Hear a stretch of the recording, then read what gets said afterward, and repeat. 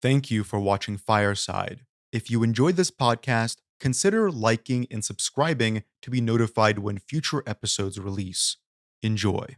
Hello and welcome to another episode of Fireside. With us today, we have a legendary creative, someone who started with Jagex in 2019 as a junior content developer and swiftly rose the ranks to senior game designer, all the while playing a major role in some of the best updates of the era, from the Hollowed Sepulchre to Group Iron Man mode, something I'm of course biased to, and finally culminating with old school RuneScape's first new skill, sailing.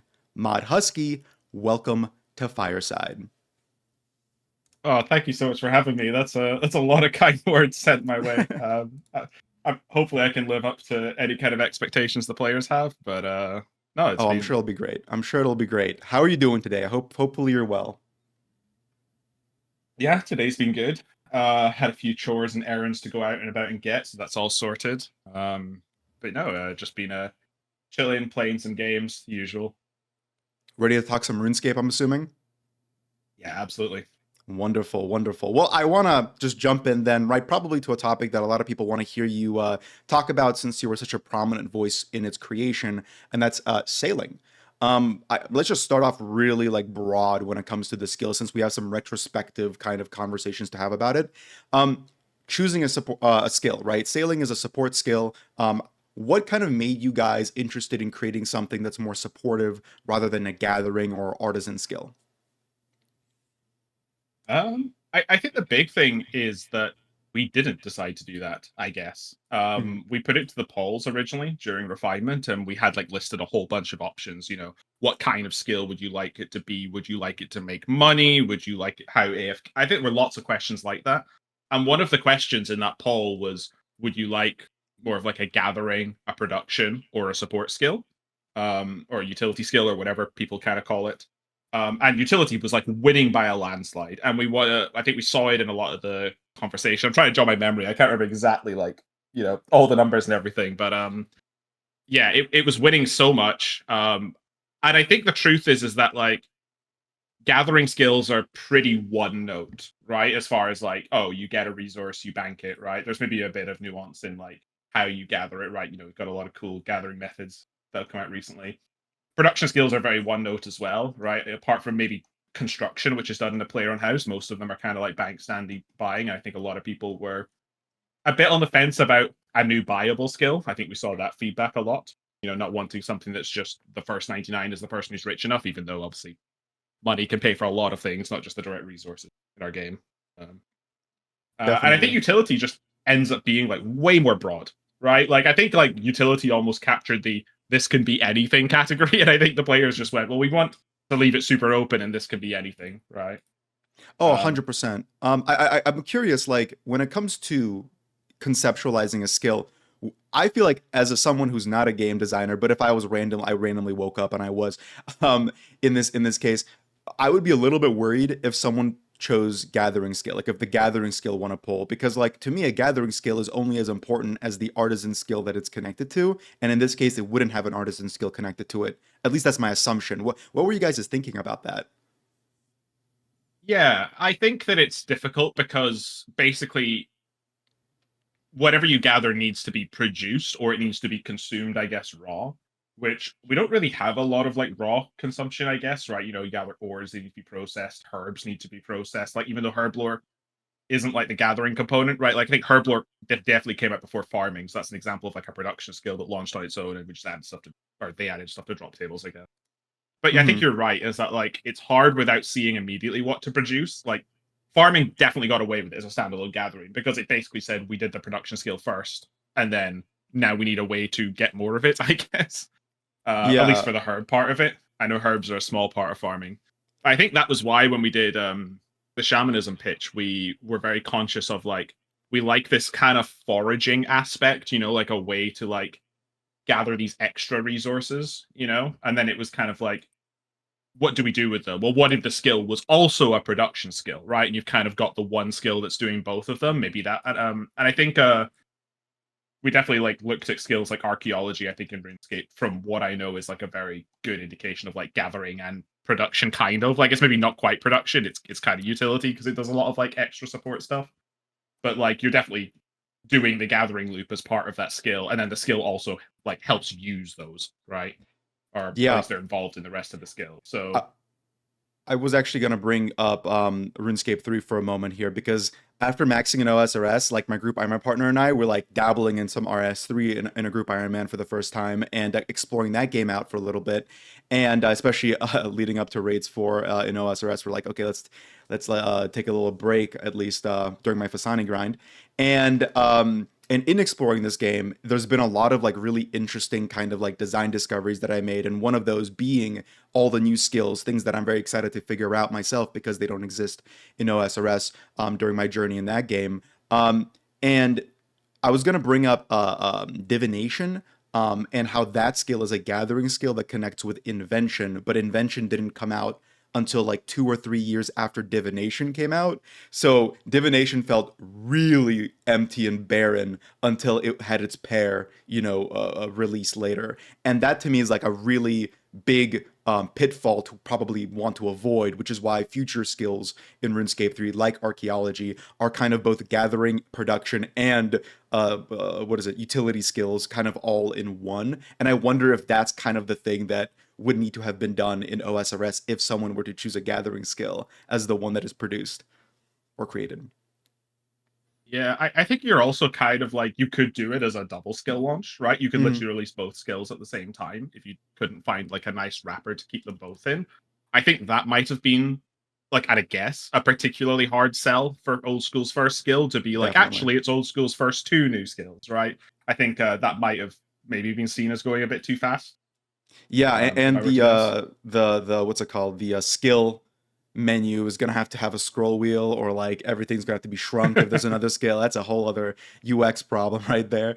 I'm that's a very interesting point though you bring up in regard to like when developing out a skill, you're always thinking like, okay, do we just want to add stuff to like a drop table? Because that was the original, incarnation of herb lores you put out. You got grimy, unidentified herbs, and you cleaned them, and you mainly just got them from drops. And farming really filled that out later on, like post hoc, almost like a divination slash invention thing from RuneScape 3. I feel like that's something that might not work in modern old school. I feel like in old school nowadays, people have that like mentality, well, everything needs to fit into something, or just don't release it kind of thing, right? I think it's hard. Like I think if we told people you've got all these gathering components to get, like the skills all production focused, and it's all on existing drop tables. Like, I guess that maybe that's kind of like summoning ish, right? Like you had to go get the summoning charms. So I Hmm. guess that could maybe be kind of in that vibe. But I feel like if you did that, it would either need like, and for the players to be on board, you probably need to tackle it from we're gonna really make these creatures you're not killing like right now really lucrative to kill. That might be a good sell to players. But if the answer was just yeah, just continue like your Duke grind or whatever. You'll get the stuff you want anyway, and the new skill coming out, you didn't have to worry about it. First of all, like that's probably not what we want to happen on a new skill launch, right? We want people to kind of want to drop everything and be excited to play it, right? Because a new skill is like a huge thing, and I think seeing everybody on board when a new skill launches is like part of the hype for everyone in the community, right? Um, Definitely. so so I think if it was just go kill creatures that you're already killing, and it just didn't look like the new skill had done anything, I think that might be criticized. I'm not sure I'd be a big fan of that. Oh yeah, I think Then that would be pretty disappointing. Like just nothing changes about the world outside of just an output of a new skill. I feel like that would be a little bit disappointing for such a momentous occasion for the game. and I think as well, like we might be able to get away with it as far as like I think we had a lot of criticism in the past of skilling resource mostly coming from PVM, but there is something that feels nice about that for I guess mostly for the Iron Man game mode, right? They like the loop of I went out, killed stuff, got resources, processed them, used them, went killed more stuff, right? Hmm. But I definitely think that more so when we did those original skill polls. I hope I'm remembering this correctly. I think when we talked about gathering skills and we had some specific gathering skill questions, there was more sentiment towards wanting skilling to just be profitable. I think that's something that whether it can happen or not is obviously a challenge on design. But I think people felt very nostalgic for being able to cut magic logs, being able to fish shark, and them being like 1K plus each, right? And then that being good money back in the day. Whereas like for chopping magic logs to be considered profitable today at the rate you get them, like they'd need to be worth like what 10K a pop or something to be like 2 mil an hour, Yeah, something in that exactly. ballpark. Yeah, and it's Which just man, that's crazy. it it's just not going to happen, right? Yeah. So like I think like there was a lot of desire for that. So if you were to sort of just say we're not going to make skilling profitable, it says to be on drop tables, is it feeding into that issue? That's why we made a lot of conscious choices with sailing to just not add it to existing drop tables. Maybe some things could have been added somewhere, but we thought it was just like let's control the resource flow of these a little bit more than just blankets like throwing them across the game. Uh, and I think we've seen some positives for that. I think some quite a lot of the sailing resources held value for a long time, and some of them still do. So That's true. I think dragon nails are still worth a good chunk if I remember. Obviously, they're not like 66K a pop like they were on release. I remember farming the frost dragons and there was like a bunch of people there and they were like, "Oh yeah, I made like 600 mil, with my harm staff." I'm like, "Holy." Um I'm curious like polling to just sailing now like for a moment. So I was my eyes were all on reception. I was so curious to see how this new skill would be received, how it would like integrate into the game, how people would think about it like a week after launch, a month after launch, and a year after launch. Right now, we're not a full year after launch, but we're like getting closer to a year after launch. And I'm really curious to hear your thoughts on the general reception to sailing. Have opinions on it changed? How have they changed? Have your opinions on it changed? Like that's kind of it's an open-ended question, I guess. God, that's a hard question to It is. answer. It is. It is. Um, I mean, I guess this is a good point to bring up with the players that anything I say on this podcast at all, including answering this question, are probably going to be more so my opinions. Yeah. I can't speak for the rest of the team. There could be some people on the team who are on either ends of the spectrum for how they feel about sailing. Love or hate, I suppose. There's probably no one on the team that hates it. I suppose that's probably a bit extreme. I think that I was very happy with Sailing's reception on launch. People were very excited, very hyped about it. Obviously, the race to 99 got a lot of attention, and I think that beyond the initial hours where there was maybe some gripes about, I'm playing Deliveroo Yeah. simulator. I think their players were happy with how AFK salvaging was, how varied the skill felt, the exploration of new stuff. I was quite fun seeing people chasing down like where are the schematics and sharing that knowledge. You see someone with, oh, you're sourcing your salvage on your boat. How did you do that? Oh, there's an island with chinchompas off near Zaya. So I think sailing was fairly well received. The launch went extremely smooth. The boat tech held up very well. A lot of people were really excited about how well boats moved. Yeah. I think we 100%. obviously went into like sailing criticism phase, which I think just sort of naturally happens.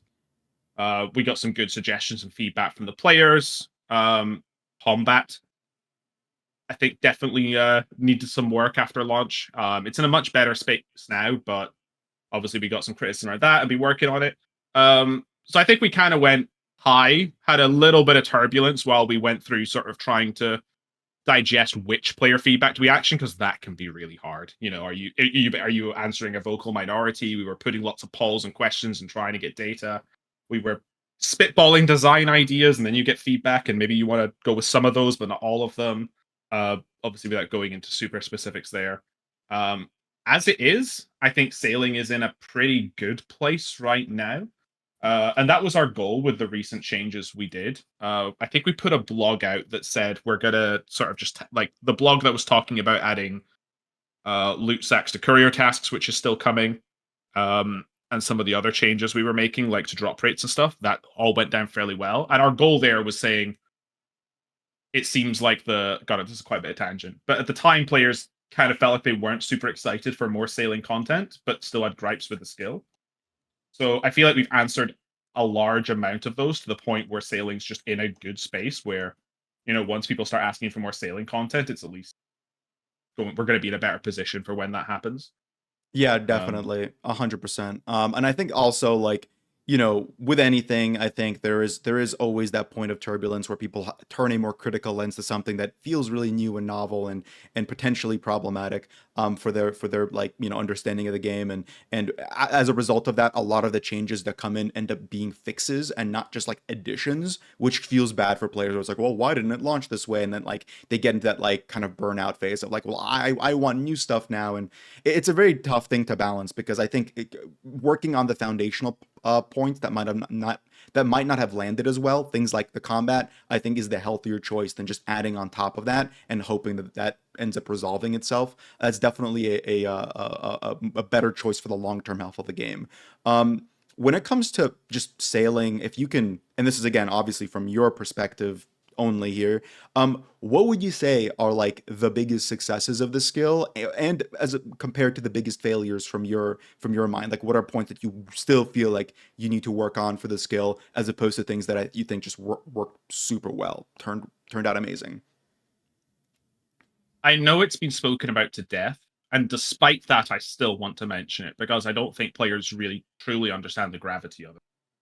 But I think the greatest success is just how great boats feel to move around on the ocean. So I know it's a bit clunky where you need to connect to your helm a little bit before you can move. It's kind of like you can't just click to move your boat. There's like it feels like you're driving a vehicle, but that was the goal, right? We wanted it to not feel like a boat could just pivot 180 on the spot. And players didn't really see all the variants of sailing we had. Like I think Mod Min at one point spun up like 16 different pathing types for sailing when he was working on it. That we had like I think we had some prototypes in a different game engine. I can't remember what it is, but it was quicker to spin up that way. And we had all sorts where it's like we literally had boats that did turn on the spot. We had like much more gradual turning. We had things like click to destination on for tiles and all these things. I think we had a blog at one point that kind of showed at least 3 or 4 of these to the players, but there was so many more. Yeah, I remember Um, that one. and we had a lot of opinions over what was correct, what was good, either good game design or good gameplay feel and all sorts. And I think there is like looking at that whole process, I think it cannot be understated how well we navigated that as a team to get to the position we are now, where we're happy with how sailing movement works, its controls, how it feels to sail a boat, and then how that integrated into the rest of the content. I don't think Barracuda Trials would have felt nearly so good to do if boat movement hadn't landed as well as it had. So while it's like second nature now, everyone's like, "Oh, we know how to move a boat now," and yeah, I guess it just that's how it's done.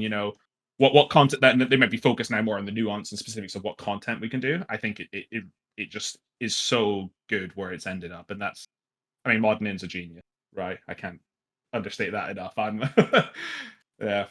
Shout out. I wish I had half the brain of that man sometimes. Yeah, I think the movement. I mean, yeah, I actually completely agree with that as a success. I think the movement of the boat is amazing. I was really excited to check it out, and I think it worked extremely well. We'll probably touch on this in a bit, but the Barracuda trials especially are really impressive to me. And I think I called this out in one of my videos where I'm like, it took how long to nail down the idea of like, and I know you worked on it too, the Hollowed Sepulchre, where it's like, okay, this is how the players are moving in the game now, and we're creating a piece of content that facilitates that kind of movement, as opposed to like creating a new system of movement and then being so forward thinking as to develop a way to optimize that movement without any kind of like widespread player emergent behavior or discovery or anything. It takes a lot of like forethought and figuring out like how people would want the boat to move or expect it to move, and how to optimize with content like the Barracuda trials. I think they were very successful in that. And I also shout out to how diverse all three of them felt too. That was great too. But like that's the part that really resonated with me in regard to the successes of the skill, right? Because it's so hard to sell that to the players initially. Um, when it comes to the skill's failure, if there are any in your eyes, where did you feel like that were the biggest rough spots for the skill, or places that you feel like still need to be worked on?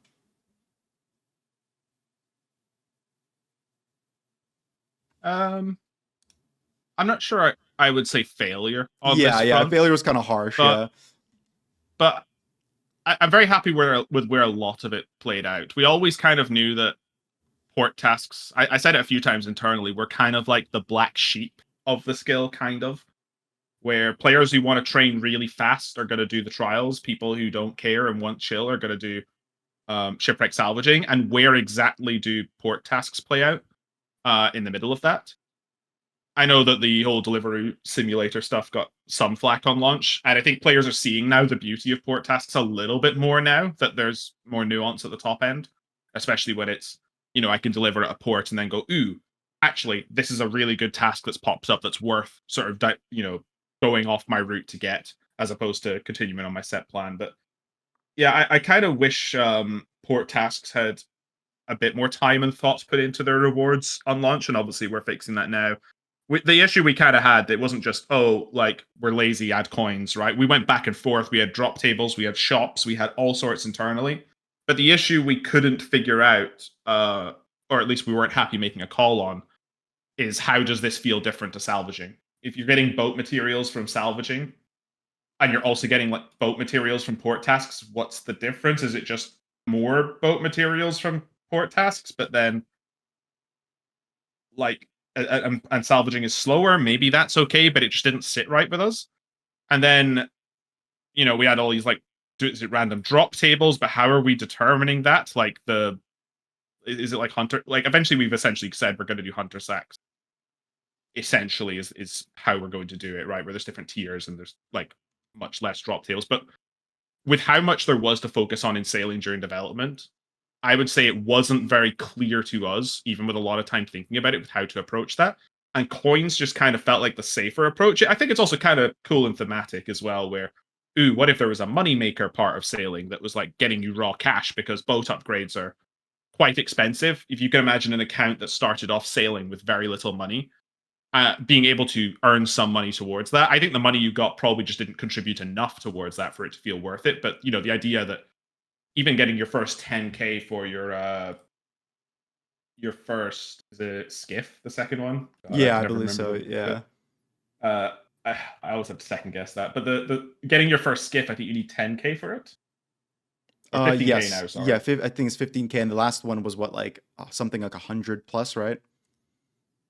Yeah. 50, So yeah. getting your first 15K for that could be quite expensive. Or are you just getting like oak planks as a whole on a fresh account could be expensive.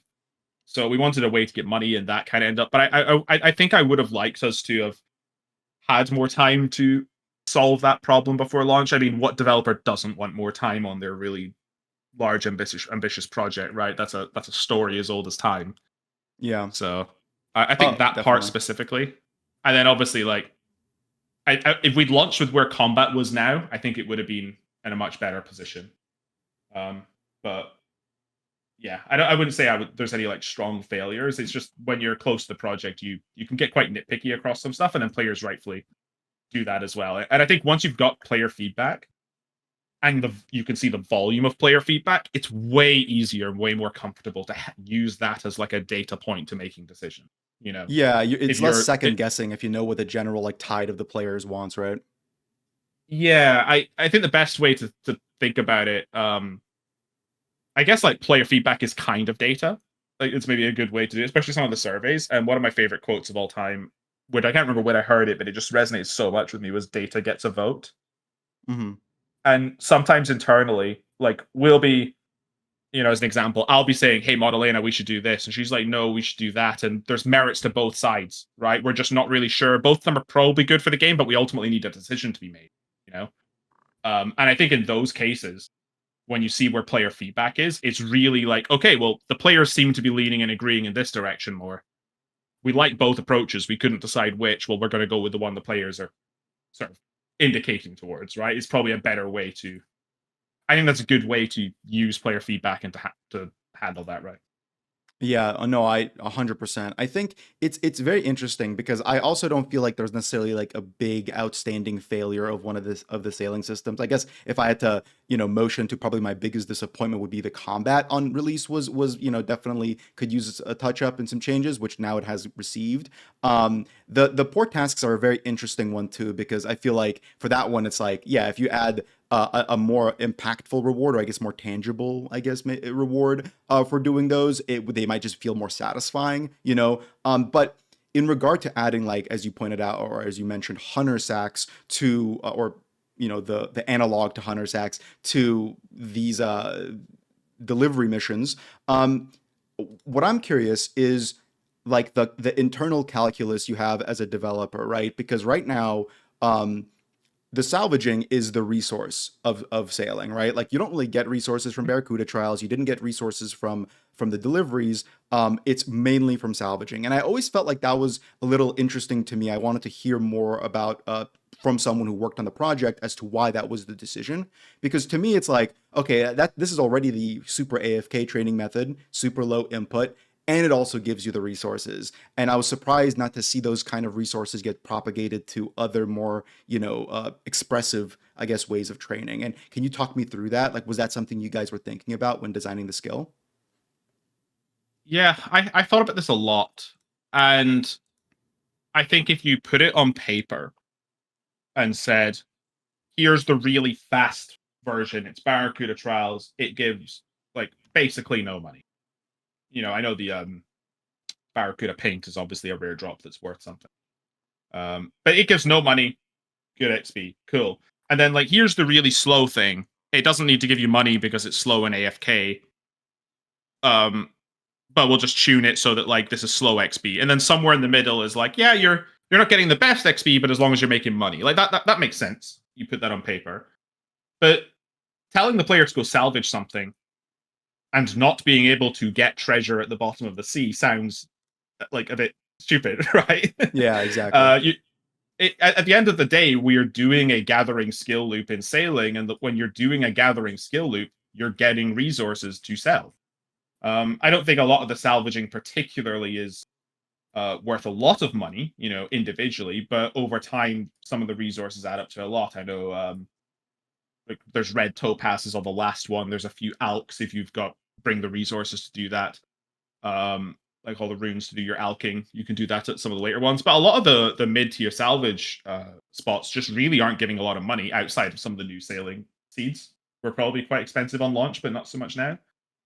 So yeah, money at the top end felt okay, but I think at the end of the day, like, the fantasy is there's sunken treasure at the bottom of the ocean, and you're kind of just sending your hook down and seeing what you can bring up. So it would have felt wrong, I think, for it to not give loot. And I think thematics to the activity you're doing are sometimes, or quite often, actually, can be more important than the, like, balancing, if that makes sense. Or you Yeah, need and to balance with a thematic first, if that makes sense. 100%, and I definitely agree with that. I think it would be really lame if there was no loot from this activity. I think that when salvaging 4 gear and getting that rare, like, dragon cannon barrel, I think I got 3 of them during some of my salvaging. I got really lucky. Was is an exciting kind of thing, and I think a lot of skilling sometimes, especially older skilling, sometimes lacks that level of excitement. So having that exist in a skill is just in and of itself kind of novel right now. So I was always in support of that. During the initial sailing rollout, and some of the changes that occurred after, I was a little bit critical of just how powerful salvaging felt to me. I'm very curious to hear your thoughts retrospectively on salvaging from, like, an experience rate standpoint. Do you feel like maybe it's too ubiquitous? Because I don't know if there's a design term for this, but it's a really tough thing to balance an AFK activity with an active activity, because if the AFK activity is, like, good enough, most people are just going to instantly gravitate toward it and feel like the active activity is not as worthwhile. Like, a great example to me is, like, agility. If you guys added, like, a 20k an hour, 15k an hour AFK agility course, everyone's just going to be doing that, which to me, that would feel bad, right? That would feel bad for the skill, but also, like, it's how do you balance the we don't want every player to get siphoned or feel like they're pressured to get siphoned into the AFK activity while still, having something that is more chill, I guess, for the work from home folks. This is a very interesting question, and it's a very difficult one. And I Mhm. know there are a lot of people internally who land on different places in the spectrum. I'm fairly certain the community lands different places in the spectrum on this. Personally, I think I kind of wish I'll just say this right. We got blindsided a little bit by the 20 or 25-minute AFK salvaging method. We weren't Yeah. really aware that you could do that. And that was it wasn't really a thing, to be honest, on the internal builds, because the thing we did that really enabled it was when we made a lot of double salvaging spots next to each other. I think we did that like week one feedback. Uh, and that just really sent the 25-minute one to the moon, because on these organized worlds with players constantly rotating these, you would basically always have something to salvage. So I kind of wish that method didn't exist, but obviously it's out there. Players are enjoying it. It doesn't give a lot of XP rates, but I've never really enjoyed any gameplay where I can say, I'm going to go leave my screen, go do some shopping, and I'll have earned like 25 minutes of progress in my account. I've always thought that's on the extreme end of AFK, personally. I feel Yeah. like top end AFK for me should probably be like shooting stars level, which I think is 7 minutes. Yeah. That's I my personal thoughts. I think there's a lot of benefit to the slow AFK stuff, but yeah. salvaging as a whole, it was Mhm. always intended to be good, right? I think originally we balanced it around being like the redwoods level of XP and engagement. I think people are always being quite happy once they get to redwoods. It feels like fair AFK, not too much attention required, and okay rates. So that's kind of where we were aiming for salvaging on release. With the changes and feedback after launch, it's now a bit stronger than that by maybe like 20-30%. And I don't think that's a problem for the game. It definitely caused pressure on uh on port task specifically, right? I think it ended up that the balancing was too close with the feedback changes we made to salvaging, without additional buffs to courier tasks, which I don't know if we've actually put them out yet, or if they're coming with the loot sack stuff. Maybe it's okay now. But yeah, when you've got a base level of AFK that's reasonably good XP, you're right. It absolutely does present itself as the um like the easy path for Y- players to get XP. I don't think yeah. it's a bad thing when it's a new skill, but I definitely don't think I want to roll that out to all skills across the game personally.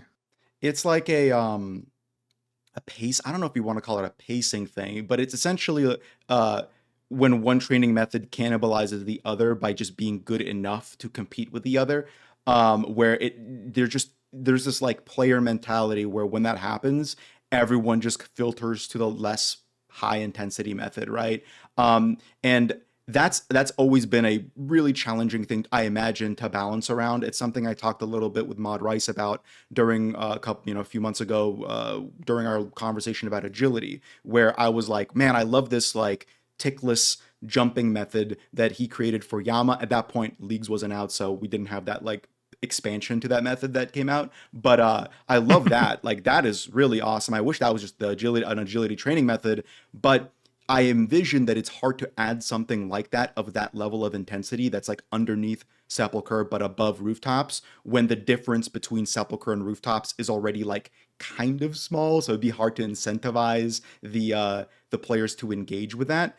Um, I don't know, and I feel like the same applies to salvaging. That was always my thing where I'm like, okay, well, it's a resource. It gives you the resources. It's very AFK. It's good enough experience where I feel like people might feel pressured to not even do the Barracuda trials in some cases, and instead AFK the salvaging. Where I'm like, man, I really wish that, especially for Iron Men who need to salvage for some of the upgrades. It's like, man, I wish there was more incentives for some of these other methods, which, as you mentioned, is being added with the loot sacks being at for the delivery missions, the courier missions. And that's exactly that's the kind of balance we need, right? In the game. So the courier missions now are a bit above salvaging, but and give maybe equivalent. I don't know what you guys are planning for the loot sacks, but maybe equivalent or close to equivalent or better rewards for completing some of the higher tier ones as opposed to the high tier salvaging location. I don't know. Have you guys said what you're adding to the loot sacks to the in the courier missions? We haven't. I think I got my first look at that properly a week ago, maybe a bit more. Um, it's been worked on sort of alongside the work that team I'm running has been doing. We haven't said it publicly, Okay. and I don't know. It's kind of hard to think about what to say without just spoiling or giving away information. But I guess I would expect them to be an improvement over what you're getting now, and I think players are going to go, "Oh, that's nice" from time to time. But I don't think this is going to be the next best moneymaker in the game. It's just, as you mentioned, it's trying to equalize and help a little bit. I think one of the issues is when you look at the round of feedback we did over the first, I'm just going to be broad and say the first month of sailing, there were lots of ups and downs as far as, where we were tuning things or player discoveries and this sorts of thing. But it's a tricky thing in game design where on the surface level, I totally get it. I used to think this way as a player when they say, oh, well, if salvaging is too strong, just buff the rest, right? And it's the whole like, no nerf, only buff. You've seen that meme with the dog, I'm sure. Yeah. No nerf, no nerf, just buff. And as far as like a new skill like sailing, like, is it a problem if like, it got to like 300k XP an hour potentially? Right? No, not really. Right? Like that's probably okay. In the grand scheme of things, because it's already like mid 200s and stuff. We probably want to come up with more sailing stuff in the future, of course, which like we're eating into that space if we make it better now. Like what does a new Barracuda course look like if we do that, right? Is it going to be more XP? I think players will probably expect it to be because Gwyneth Glide's level 70, 72, 73-ish. 70. I thought it was 77, but I could be way off here. I could check. Yeah, 72. Okay. Awesome. Small flex. I was right. Yeah. But it's difficult because I think that when you've got a position like that, you're constantly thinking, well, why do we need to do like 4 or 5 buffs just because salvaging's overperforming? Surely the simplest answer is just to nerf salvaging, but that causes a lot of problems, as I'm sure you've seen with the game. Yeah. Oh my god, it was a hell on earth for like a couple days when you guys rolled out that initial wave of nerfs to salvaging. Yeah, it's kind of damned if you do, damned if you don't when it comes to balancing stuff after launch. If you buff stuff because things were too weak, people say, it's better to just not play and to have waited for the buffs. Yeah. And then if you nerf stuff, players go, like abuse early, abuse often. And I'm like, well, come on, like we're trying to do the right thing. We're trying to discuss things with the community and what we're doing. Obviously, nerfs are way harder to swallow. And sailing definitely had the room for buffs. It's just like, I guess the point I'm getting at is because it's more complicated, it just takes even more time and more revisions and more tweaks. I think we had an initial buff of like 10% to courier bounty tasks, and that still wasn't enough. And a lot of that was, if I'm going to be honest, like it's totally just feels for bounty courier tasks. It's really easy to say we can buff all the XP by 10% across the board, for example. But then maybe we want to pull back at like the level you unlock Jubbly Jive or the level you unlock Temper Tantrum because we want the trials to be very significant at the levels you unlock them.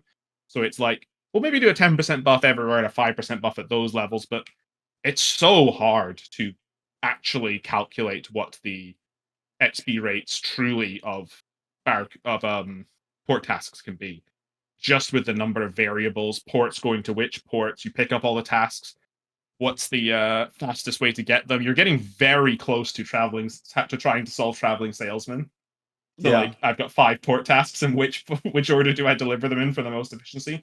Which is why like I think the theoretical maximum of port tasks ends up being quite scary to think about.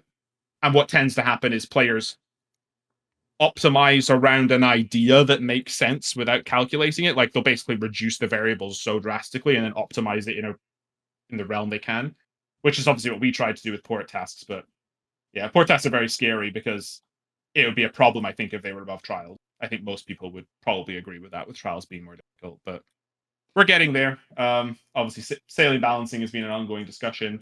I think the skill has landed in a fairly good place. Yeah, Port being I a bit agree with too that. strong, it's probably not the end of the world. Like maybe if port tasks were like 20% nerf, that might just be the correct place on paper. But I mean, Oh, what do does you that mean even do you mean mean? salvaging? Do you mean salvaging? Oh, sorry. Salvaging Yeah. nerf by 20% on paper, right? But what does on paper even mean? Where Right.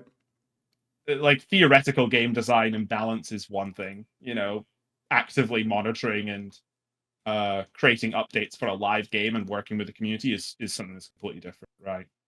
Yeah, All we can these do is kinds do of our things best. are So expected, and it also it feels like players always find a way to optimize in ways that it's very difficult to predict. I'm assuming during the design process, and I feel like in a game like RuneScape, especially where there are so many overlapping and niche systems that people can utilize in unforeseen ways, like the No Prayer Coliseum recently from Port Khazard. Like it's kind of one of those things that you can expect things to be higher than you designed them to be because of the players' like game knowledge and discovery that occurs when hundreds of thousands of players are all doing one thing and figuring out ways to break it. I was there. There's this ex Blizzard developer, forgetting his name, something Chang, who does these shorts on YouTube and I'm sure Instagram and all that, where he talks about his design process when he was working on classic WoW or vanilla WoW back in 2004 and 2005 on the way he designed certain bosses. And one of the encounters that he designed was called Patchwork. And the only thing people have to know about it is that it's a big damage check. Like you need to have everyone kind of pumping to get this boss down before he goes in rage mode and kills everybody. So and his whole thing is during the testing, they were like, we're testing it this way, and now we're going to buff the HP by another 20% because the players are going to figure out how to do that. And that ended up landing really well. So, and I almost assume like experience rates and adjusting difficulty / experience for skills, that's kind of the same thing where it's like, okay, we have something in mind, but it's probably going to be a bit higher for our players after a year's worth of time. Is that correct when I say that? Oh, I love those shorts, by the way. Oh, cool. I've been watching them as well. Like, you don't need to explain what Patchwork is to me, at least. I'm old hat as far as World of Warcraft. That's true. You and I have talked about that actually before. Yeah, that's true. That is true. But I would say, yeah, it's difficult, right? You're always. I think I was always expecting whatever rate we get for port tasks, players are going to get more, and I think that absolutely is what the case was.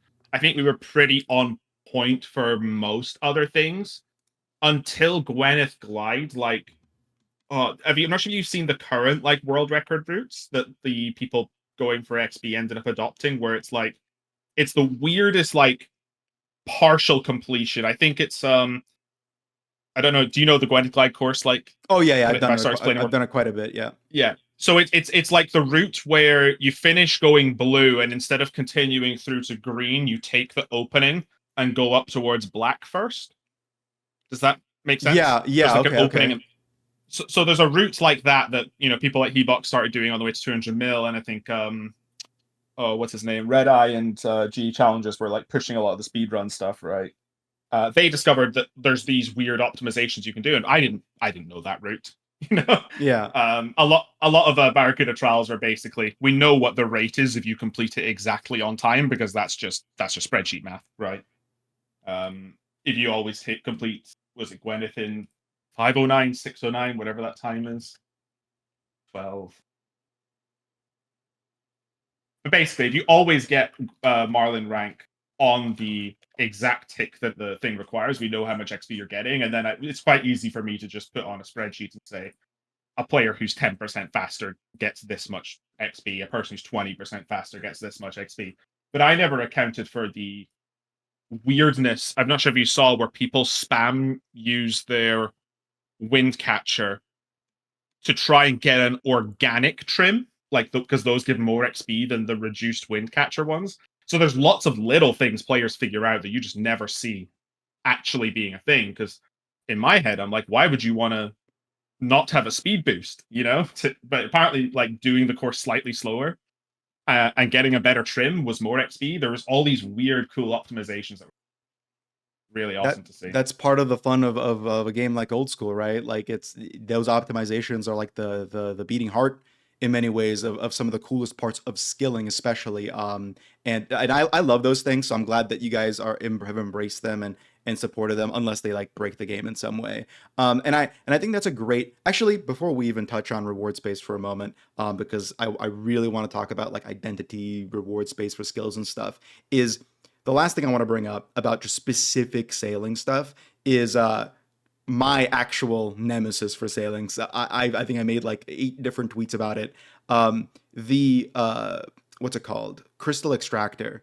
This thing is, I don't understand this thing. Like this thing, I think this thing should have just been removed. What was the thought process behind the Crystal Extractor? Because maybe I'm missing something in regard to it. Because initially, it also gave I got 1,000 crystal shards from Crystal Extractor on top of the crazy XP drops that it gave every minute too. And I'm like, man, this thing is just what is even the thematic element? What is it? What is this thing? Yeah, so I'm curious about that. I could go into Crystal Extractor story because it's quite interesting. I think one of the most I don't get tilted often reading player comments, but Okay. when I'm like, players are like, does Jagex not know there's 6,000 ticks in an hour and this is 36k XP an hour? Like, come on, I did that in my calculator. How do they not know it's 36k? That was so funny. By the way, I think it was like 34.8 because you need to take away the tick when you're activating it that isn't progressing. But I'm not gonna blame the Reddit Andes for that. I suppose that's my little rant or whatever. Yeah, I had a whole spreadsheet dedicated to Crystal Extractor, and its implications. The crystal shards were just a bonus. Like, you're not getting anywhere near what you're getting from other stuff, but obviously you're getting it while doing sailing, and that was cool. The goal of the crystal extractor was, do you remember during the sailing beta where Hebox was showing I'm doing like 1.5 tick or two, I think he was doing 2 tick salvaging because he only had one hook at the time. He didn't have the third one. And then every time he would like sail his boat into the shipwreck, which would at the time we weren't stopping that from progressing towards trimming. Mm-hmm. So what he was doing is he'd be like doing the salvaging and then going over clicking the wind catcher. And the feedback I got from some of the high level players around that, and I got really excited about, was, oh, that's actually really cool that you could do like, say, 2 tick mining, 2 tick fishing, or 1.5 tick, or whatever that is. You're bouncing between 2 hooks, and there's this like minutes breakup in that pattern where you need to like run over, count, you're like running for 2 ticks, click something, and then I purposely made the wind catcher, crystal extractor, like cancel if you spam click it because I wanted players to feel the rhythm of like 1, 2, back, right? If you know what I mean. So Yeah. the idea that like this is like this really cool extra like thing you can do for shipwreck salvaging that like gives it this cool unique identity as far as XP per hour and its method compared to any other tick manipulation in the game. I thought that was really cool. And I know like some people listening to this might be like, oh, they're talking about tick manipulation. I hate tick, like, players be like, I hate tick manipulation skilling. I'm not really going to go down that whole tangent rabbit hole. I think there's a lot of merits and benefits to some of the cool things around that. And I think it's totally fine if you balance around it. Like wood cutting and fishing are obviously this weird, like, I think players say they're held hostage by the tick manip rates, but sailing was designed from the ground up. So what I thought would be really cool is, let's make a facility that's not the wind catcher, because I kind of didn't want that to be a thing. And I was already trying to think what's a cool reward I could do from the final trial. And I said, oh, wouldn't it be so cool if there was this facility reward from the trial that would just help boost the XP per hour while doing salvaging? Like, mostly aimed at tick manipulation. Like, yeah, people AFKing will click it now and then, and that's going to be cool. And during development, it gave no XP per hour for trials at all. It just wasn't a thing, because at one point in code, we basically said if you interact with a facility, you like disengage from the helm. I also think earlier on in development, when it was first done, you couldn't build a crystal extractor in that spot. It was only like wind catcher. But then we went through this whole like generalization of spots and making, maybe we're being a bit too restrictive, we'll open it up. So us making it so that you didn't disengage and enabling the spot, basically we were blindsided a little bit by that not disconnecting you from the helm, which meant while doing the trials, you got an extra XP boost that we weren't expecting by using the crystal extractor, which obviously we've left in. Players have said they liked the rhythm of doing that and liked feeling like they could fit it in. I think some of the 200 mil players might have got fed up with it towards the end. Yeah, that's reasonable. Having to make. But essentially, it was here's a boost to salvaging if you're good enough to go beat the shark trial, and that would be really cool. And then it turned out and for port tasks, obviously, right? Because port tasks would be super easy to keep on top of it because you've got these long straights. Turns out it worked for the trials. It boosted everything across sailing and not just salvaging and port tasks. It was obviously like the 600 was balanced around, it being like what I guess it was balanced around what tick manipulation salvaging needed to be almost competitive with trials, if that makes sense. Yeah. So that it was like, if you were really, really, really good at this, you were getting close to trial rates, if that was your preferred method of skilling. Because the whole design philosophy of sailing was, we want there to be so many options to train. But I mean, the crystal extractor caused so many other issues. I don't know if you knew, but like, it it now doesn't tick down when you're bank standing at the bank boat, which people like suddenly were like, we're just gonna let it tick away while we're Yeah, at I the remember bank that. boat and doing Yeah. my glass blowing, right? So we had all these extra things to figure out where we didn't want it to, tick down ports and docks and all that sort of stuff. If I could go back in time and tell, Husky coming up with the crystal extractor, I'd probably say, yeah, this is being a bit too ambitious. It might not be the best way to accomplish your goals.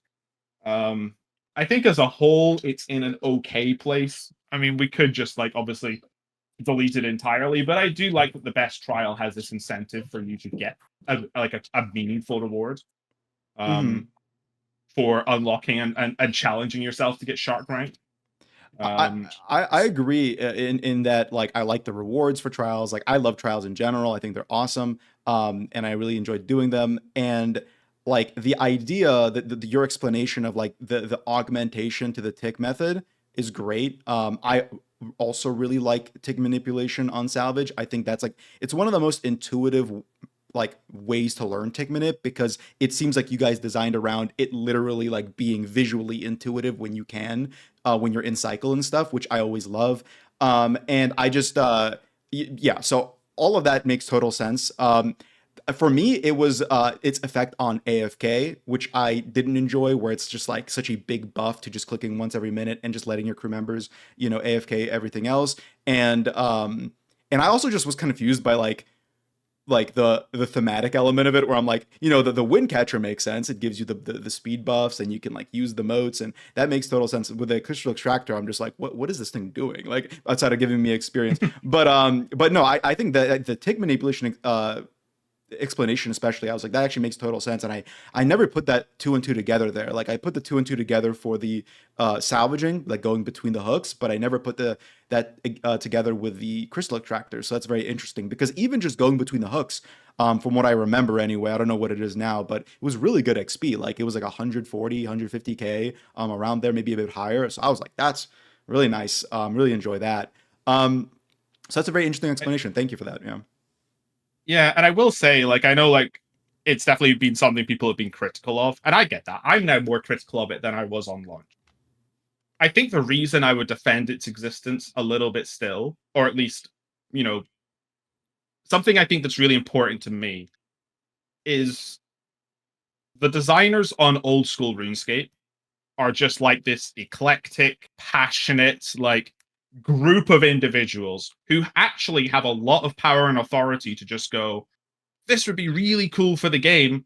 And we can talk about balancing and stuff aside, and we don't want to add absolutely anything, but I would I try to empower at least for other people.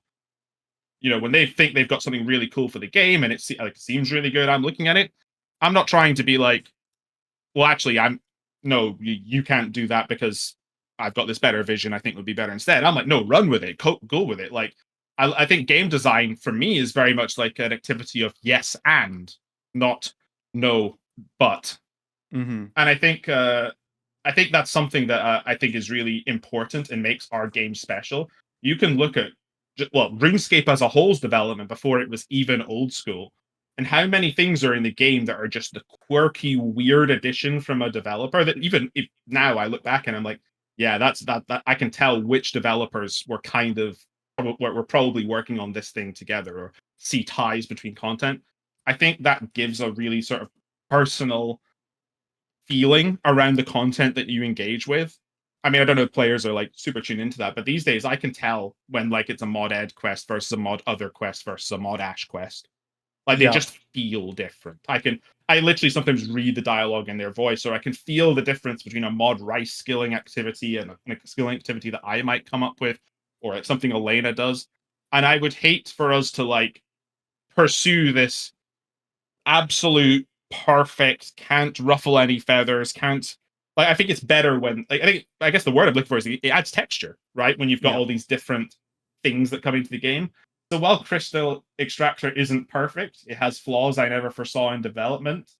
I might change it now. I think there's beauty in that aspect of life that's just like this is this is a reflection of that whatever weird idea that Mod Husky had at some point in design that he sold the team on as being cool and they were excited about. And even though it didn't play out, I'll still remember I guess maybe this is just for me because I'll get nostalgic, right?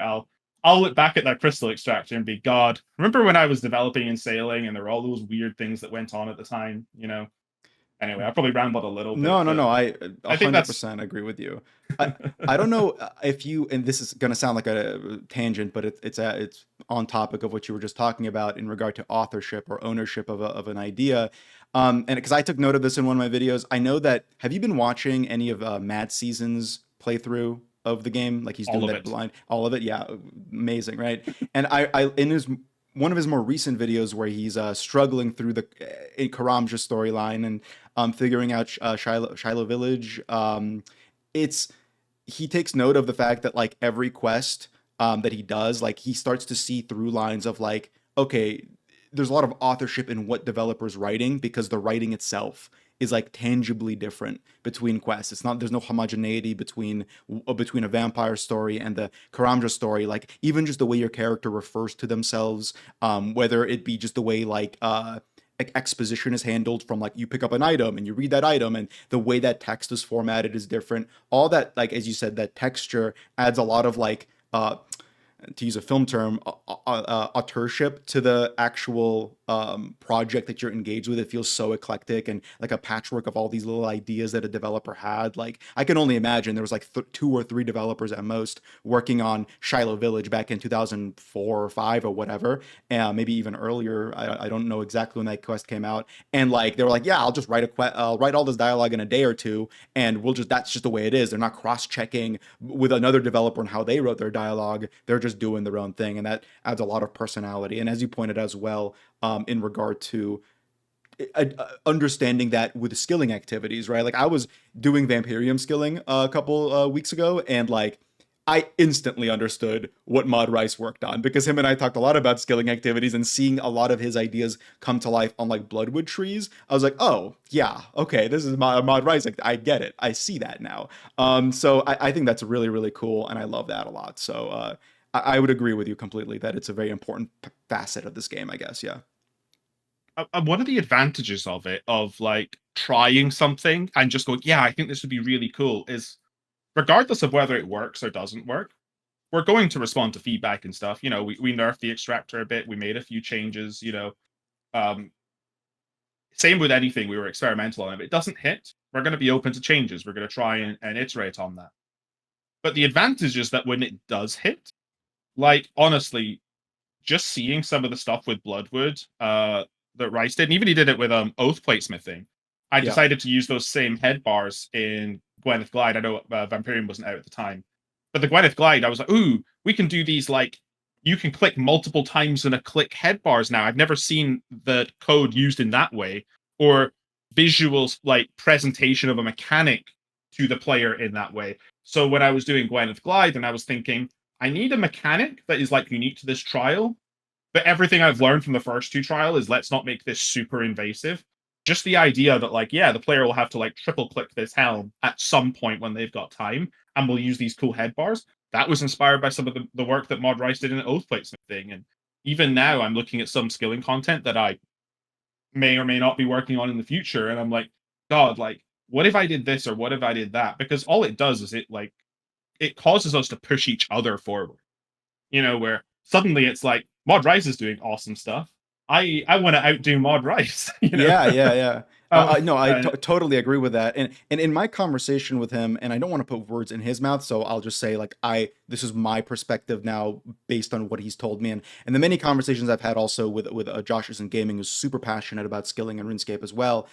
So maybe if you're a viewer and you're listening to this podcast every time I release something, you might roll your eyes when I bring it up. But there's this with combat, the core of its like evolution, the E word, I'm sorry, but the core of its changes over time has really stemmed from figuring out like the most like architectural baseline of mechanics. Where, as an example, in 2006, seven, oh my God, Jesus Christ, 6, 7, Jesus Christ, I'm sorry, guys. In 2007, I believe was My Arm's big adventure. Mod Ash created that quest. That quest had a giant rock. That giant rock threw a giant rock at you at a space, and that was, I believe, the first incarnation of an AOE mechanic that you would avoid. in the game's history. And since then, it feels like so much of that game's mechanics sprouted from that, right? Like, okay, the next has its shadow puddles that released in 2011. Corp Beast in 2008 had the very same mechanic, where those like flying shadow balls.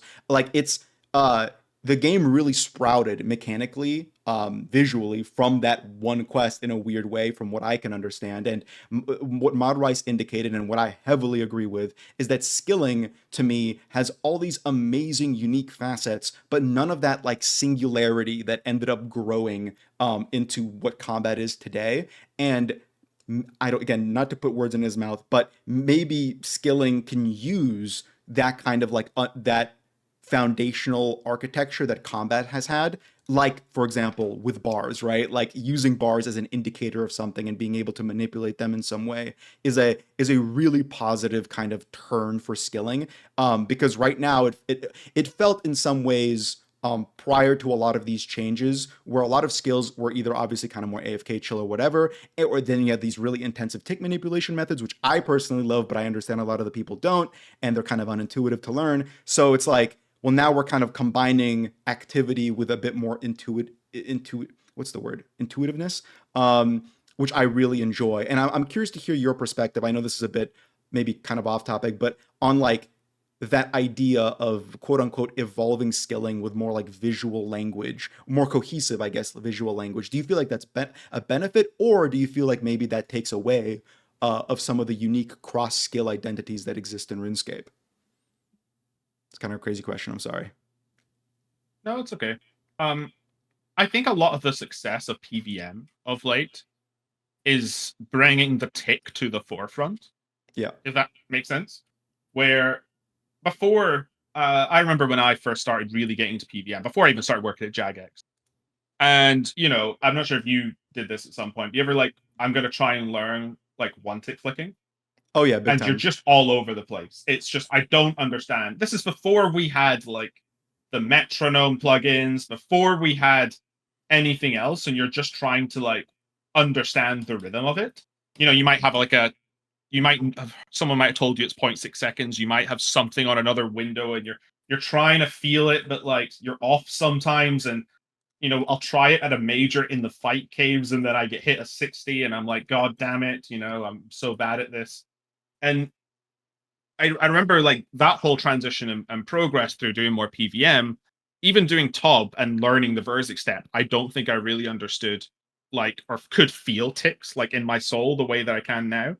And it was Gauntlet, I think, that did it for me. I think it's Gauntlet for a lot of people still to this day. Yeah. The reason I bring that up now is because I think it's on us as developers, I think, to try and bring these mechanics more to the forefront. I know that a lot of plugins are going to have stuff just innately baked into them.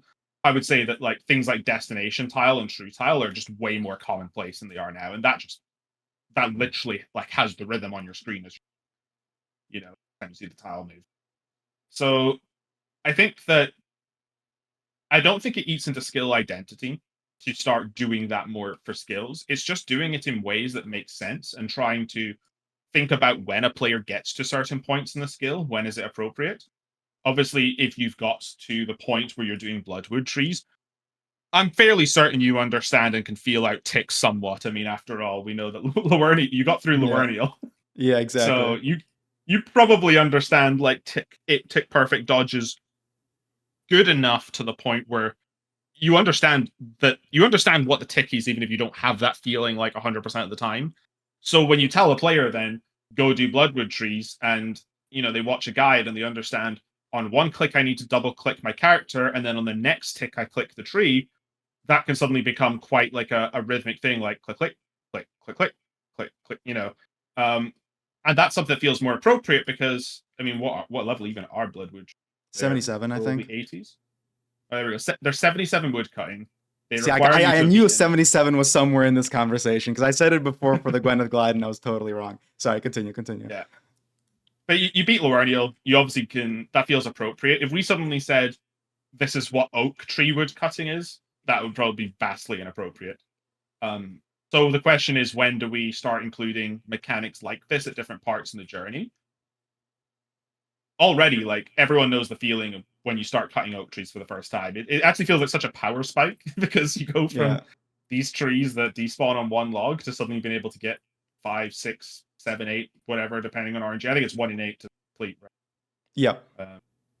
Oh, maybe it used to be Well, no, before no, no, now, forestry. yeah, no. Forestry made it all. It's consistent now. It's like 40 seconds or Yeah. 30 seconds or something. Yeah. So you get this number of logs, and that feels like an upgrade. Um, so the question we need to ask ourselves is, when do we introduce these? Probably not across the board. I think I would push back quite strongly internally if we said, let's rework all of the trees in the game to be super complicated and have this extra skill expression. But maybe something in the 50s, something in the 60s. Maybe there's a quest that needs to unlock to do it. That these are considerations we're always making when we add new content into the game.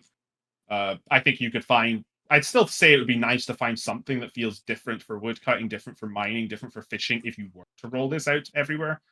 But I think we're very much in the early experimental stage.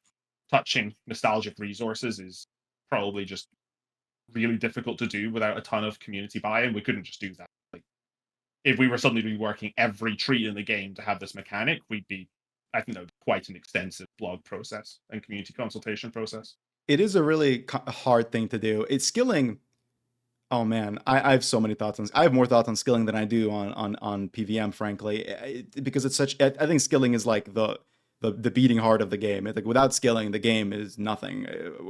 Maybe that's harsh, but skilling is just such a thing. Like that's such a RuneScape thing. Like no other game does it like RuneScape, and I love skilling so much. And the reason I bring that up is because, your description of like, okay, we don't want to make it like a ubiquitous every tree works like this way now method, but we are happy to do it on a specific method. And what's interesting to me about that, not to say I even disagree with you, by the way, but the interesting like observation I have to that is what you're describing is more like a skilling activity, um, as opposed to like a skilling identity, if that makes sense, if that delineation makes sense, where like one skill has its like core identity or maybe doesn't in some cases, and while like there's a skilling method that transforms that identity in an impactful way, fletching versus veil totems, right?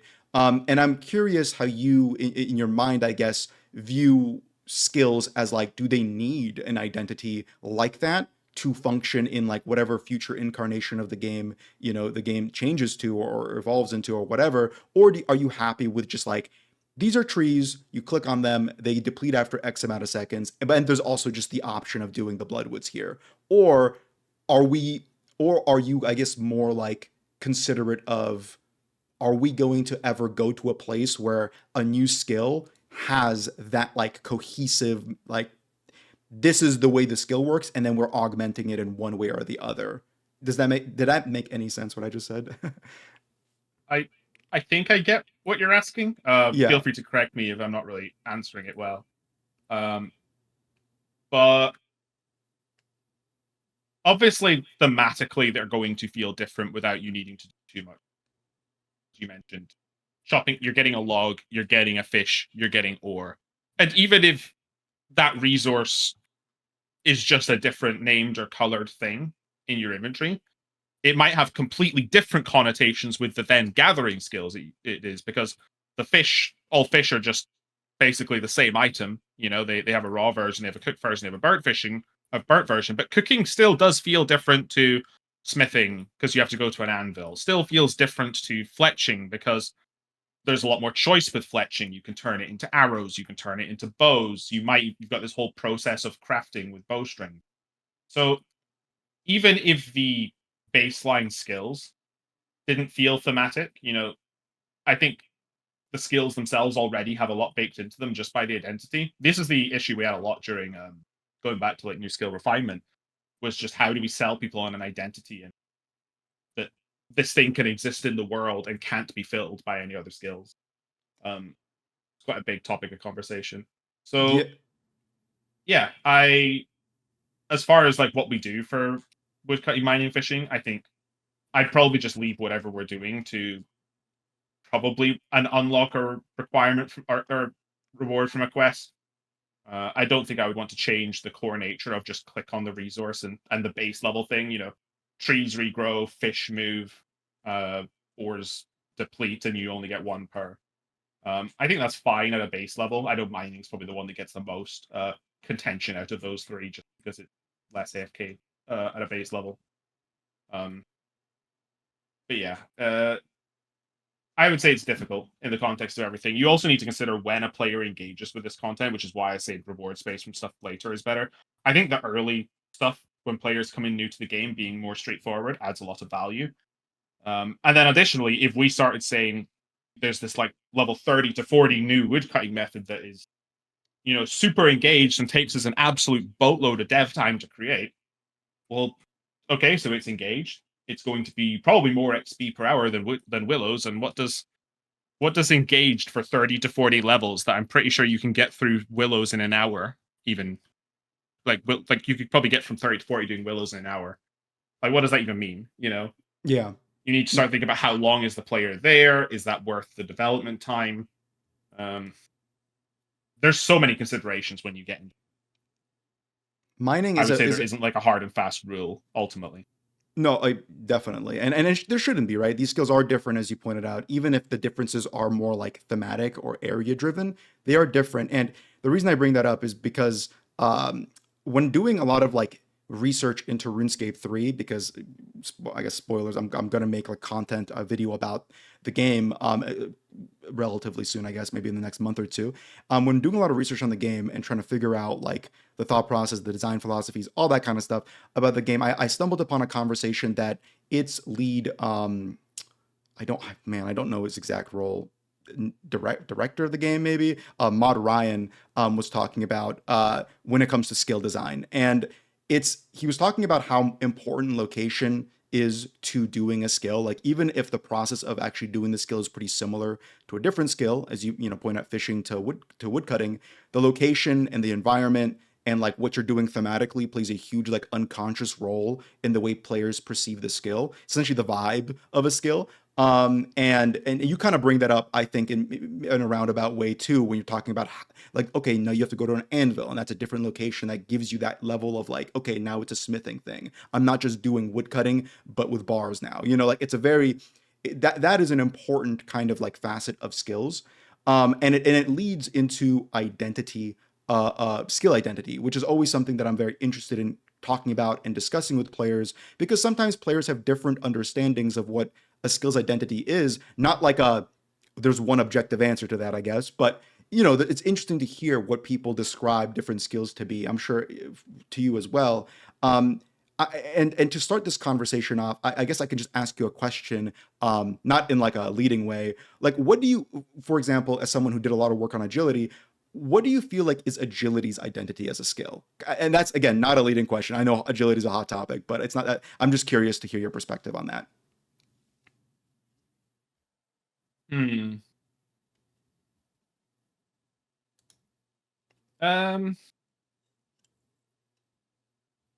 Obviously, agility, I guess a lot of its identity feels kind of connected to its reward space. It's very valuable as far as run energy and completion of that, getting access to shortcuts. You're supposed, a lot of the shortcuts we do now, at least, you feel quite nimble doing them all. And I I think there's some. I know this is the answer probably you don't want to hear, but it does resonate with me a little bit that because agility is kind of slow to train, and it's that thing like, oh god, I need to do it. I think there's some amount of resonance there with the reluctance to go to the gym in real life a little bit, where it's like, I need to do this and it's good for me and I'll get the rewards if I can stick it out and do it. But it's more about the perseverance and like the effort that you go into training. I think somewhere or another, agility's XP rates kind of tick that box for me. In thematic, even though I know that's a huge topic of conversation, how fast or slow should agility be? Um, I don't really know if existing agility has like a strong gameplay identity outside of just, where you're doing it and running around in circles and shortcuts. I know that with Sepulchre, I tried to introduce a new identity for it at the top end, more or less inspired by some of the like how I felt when I was doing Gauntlet with I'm sure you've died to the Gauntlet or had a bad experience at Gauntlet because you clicked too far away from you and ran like an entire line through dangerous tiles, only coming off it on the last tile, as Mhm. opposed to manually pathing to get out and then running the entire strip, you know? So there was a lot of that I wanted to do with Sepulchre. I think, if anything, going back to previous discussions, agility is the skill that isn't PVM that feels like it could almost more naturally try to surface the tick system to the forefront of the players. I very much love Rice's shortcut that he did near the Vampirium Bank when you Yeah. first come in, because I don't know if you've watched it, what's kind of happening when you fail to get the XP drop. Yeah, you're just plopping on Uh, your stomach. You're just done. yeah, I kind of see it as like you got a lot of speed and you're either like hitting the tree and falling over, or like basically like it's the idea that you need to course correct yourself to keep your footing. And that's really cool. I think the idea that you've done that, I found myself psychologically, whenever I do any shortcut in the game, I'm trying to click the ticket finishes to try and keep going fast. And I'm always like let down by, oh, I was delayed by another tick when I got out. And Yeah. it didn't Yeah. feel so good. So I've always wondered, like not always wondered, but more recently started wondering if that could be more of agility's identity. It's Or such an interesting topic, agility, to me, because on one hand, like, and it's funny you said, like, I might not want to hear this, but I actually agree with you. That was my big maybe semi controversial takeaway in my maxing video, where I'm like, agility is kind of like the the gatekeeper of the Maxscape in many ways, because it's such a pain. And while, as much as I would love to see agility change or evolve in a way that makes it, I guess, more tangible as a point of progression in your account, I don't necessarily want to see that change in its XP rates, or anything like that. I more so just want to see it from a gameplay standpoint. Because yeah, I agree in that agility is just kind of that skill, like that gives it its identity in a funny, like, meta way. But when it comes to shortcuts and reward space and just training methods in general, one of my biggest kind of pet peeves with agility, and my God, I had the exact same experience training it in RuneScape 3, so this transcends games, really, is I don't like how much animations you're watching during it. I don't like how delayed and how many stalls there are on your movement, and I almost feel like it's a skill that would heavily benefit if you just kind of, or not you specifically, but we just kind of got rid of all of those things, where like animations are one tick, there's no delay, and you can just kind of go as fast as you want, obviously with experience rates being adjusted in accordance. And that way it's like, it is the active skill, it is the slow, annoying active skill, but it's one where you can kind of get more into a flow state doing it. On rooftops, or maybe there's specific rooftop courses where that's a possibility, right? Things like that to me are it's a game feel thing. And the final thing I'll say about that, and I'm sorry for rambling here, is in regard to identity. Again, it was not a leading question, even though I know it's a contentious subject, because skills inherently develop an identity just in the way players talk about them and like what they mean to players, their individual experiences, or their shared experiences. And agility's identity, you pointed out so well, is like meta. It's a meta identity where it stems from an experience a player has as opposed to what the player gets out of it. And that's just a very interesting thing to consider. I don't necessarily have a follow up to that. That's just interesting to me. Like, that's a very weird place for a skill to exist in an interesting way. yeah, I agree, and that's kind of why I said it in a like. I don't think this is intentional. I don't think it's like the developers are trying to make it feel like doing fitness IRL, um, and all these things. I think it's an interesting comparison. Mm-hmm. But one thing I do think, I find myself thinking whenever these conversations happen, I don't think it's an unreasonable take when a player turns around and goes, agility should just be 50 to 100% higher XP rates and it would be fixed. I've seen that take thrown around. Yeah, I hate that too. And it's not that I hate it, I think it's just looking at the wrong problem. Slayer is actually one of the slowest skills in the game. It for a large part of this game, until you're really getting to a point where you can chain like barrage tasks into barrage tasks, it's really slow. I don't know, and especially if you're not following meta. I remember being, I guess this is a long time ago, before we had access to Blood Moon gear and all sorts, but you'd be de-simming gargoyles with your 90 strength, back OG Iron Man when it came out, and you're getting like 20k XP an hour, or like that's not a lot. But even in that era of XP, Slayer was still people's most fun skills to train because the gameplay was fun. And I always find myself returning to that thought whenever I see the argument about agility and find myself challenging. I don't think the skill needs to be faster. I think it needs more engagement and fun. I think rooftops are just not fun. They're a good activity if you're, wanting to watch TV and click boxes mindlessly. I did my whole 99 grind while walking the dogs, essentially. Every time I went a dog walk, I would just be at RD course and just, like, you basically, without even markers, because we didn't have that on the mobile client at the time, just you felt where all the boxes were, right? And you just kept clicking. I just knew to look down, do the next click, then look back up. So I think rooftops have a lot of place for that. I mean, it's ultimately why I came out with the Sepulchre. I finished my 99 grind, and then I was like, I wonder if this could have something that's more engaging for more return. Mm-hmm. To be honest, I wasn't even thinking about the more return at the time. I was just thinking about making something more engaging. More engaging, yeah. And I agree with that. I think I'm always that in that space as well mentally, where I'm like, it doesn't. I don't. There was a time where I was like, okay, just buff the experience rates for Sepulchre to incentivize it more, because I always got the impression that not enough people are doing it because it feels like a pretty incremental step up over Artie. And at the time, of course, nowadays that's changed a little bit. Now you can get into floor 5 at 86 because of the summer sweep up. But like at a time, it felt like you do it at the same time as Artie. And I mean, if you're tick perfect, it's like a 30k, 35k above, maybe 40k, which is great. I mean, that's a big improvement. But like in the scope of the skill itself, that's it's a difference between 110k and 70k for a lot less effort. I always felt like, oh yeah, just buff the Sepulchre, buff the Sepulchre, buff the Sepulchre.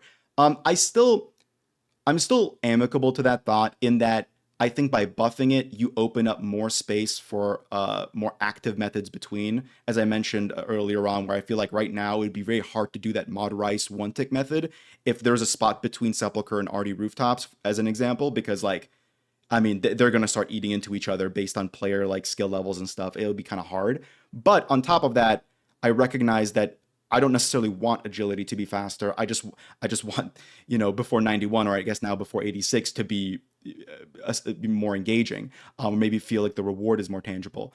The reason I bring that up too is in regard to the skill identity conversation is as someone who designed Sepulchre, you, not me, of course.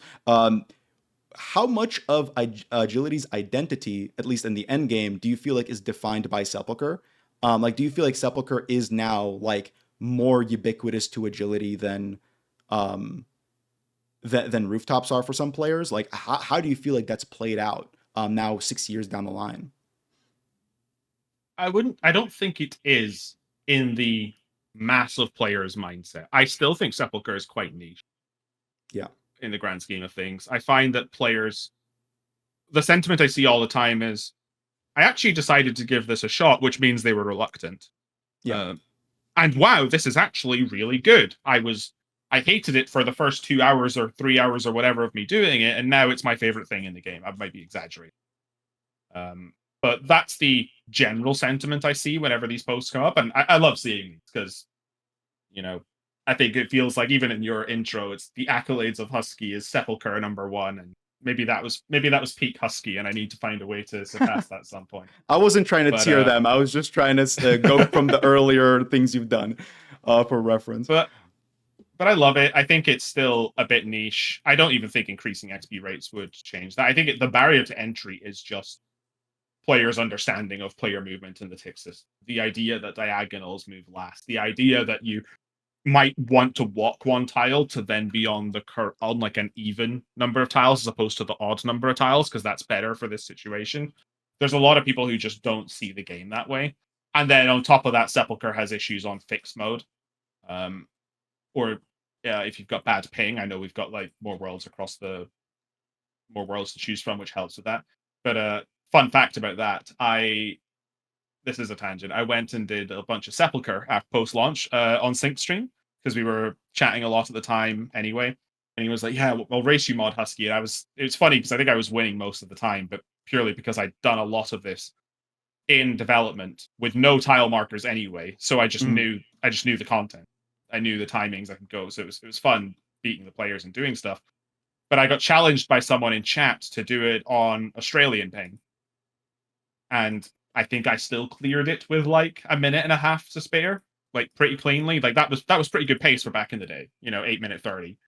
Obviously players found ways to do it even faster, and I mean I've got a bit better now. But then I got challenged by the players to try it on fixed mode, and I genuinely found fixed mode Sepulchre harder than Australian ping Sepulchre. Which is mind-boggling to me. I did it for on fixed mode. That's very interesting. Maybe I shouldn't have done that. Yeah, I've always been a resizable Andy, and that was newbie Husky junior developer at the time. Like I just set my settings to what I played and made content on it. But being able to see the arrows way in advance to be able to respond accordingly makes things so much easier. I think that's the big one, or seeing the swords in the distance and how far away they are. But I thought that was quite fun. But yeah, I think Sepulchre is still in the minority of players' mindset. I think it could be a direction for agility. I think Yama stepping stones feel like that, like really early entry level things, and I'm curious to see what the middle ground between that is. Something that's like, oh, cool, I can click these stones almost as fast as I want and go as fast as I can, compared to Sepulchre, which is more very specific timing, like hold for a tick and then go, hold for 2 ticks, then go. I wonder if there's a middle ground to that, Yeah, my concern is more so just like the actual experience rates where that would sit, right? Like between rooftop. Do you feel, well, actually, I guess I could just ask you, like, do you feel like there's space right now between rooftops and Sepulchre to add a whole new like a paradigm for agility training, or do you feel like maybe it's too tight? It's a little cramped, but I think if you, for example, said to a player, there is some room. So, for example, like Canifis is 20k-ish according to the wiki. So if you said to the player, here's this level 40 active agility training method that gave you like 35k or the equivalent of the course above, I think that would be really compelling. Double your XP rates. That honestly, I actually, yeah, 100%. I guess there's a lot more space in the earlier to mid game portion of agility, as opposed maybe the end game is where things get even more cramped, at least from my perspective. They definitely do.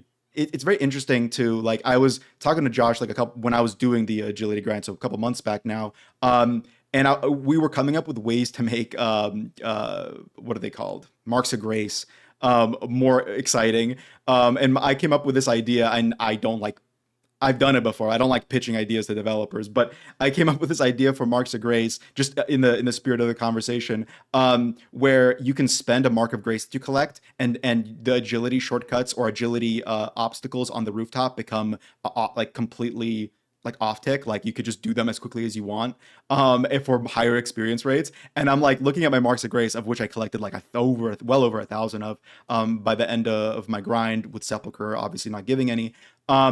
And I'm like, man, if I could just cash all these in, not for amylase, but for faster agility XP, I would do that in a heartbeat. At least that's how I felt when I was doing some of my rooftops. But I guess that speaks to the potential for more engaged, less animation / stall heavy courses, of which I was so excited to see in Vampirium every one of these courses being like 1 or 2 ticks, not courses, sorry, shortcuts being 1 or 2 ticks. Feels really good, and it just makes the navigation of that area feel a lot more exciting, and the shortcuts actually feeling shorter, because sometimes they obviously struggled, at least initially, with that. So agility, Sepulchre, this is your kind of history, I guess. It's I'm assuming one of your first big major pieces of content that you shipped. 6 years down the line, if you had to change something about Sepulchre, if anything, would you? And how as modern day Husky, how would modern day Husky approach a Sepulchre-esque assignment? I don't know if it would make the content better, but there is something I have wondered ever since design, and there's a quirk in our testing worlds which I wasn't aware of when I developed Sepulchre. So how we have obviously instances in the game. Mm-hmm.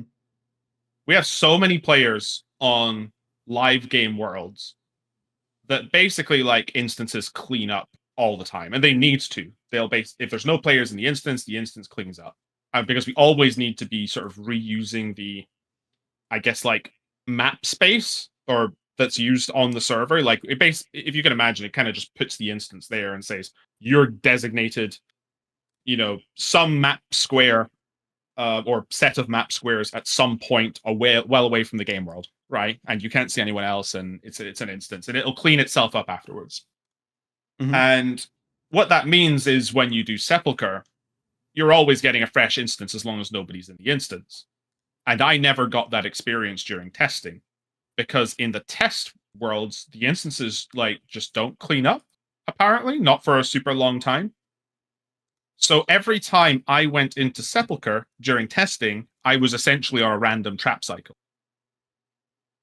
And what that meant is I had to learn not a pattern or set way to do the skips. I had to identify where it was in its cycle as I approached it and respond accordingly. Like, ooh, I'm on this fire trap cycles 2. Is it better to wait for it to finish its 1? Is there a safe spot earlier? Like, anyone who's done Sepulchre in an active world knows that feeling, where you have to respond to the way the trap's going.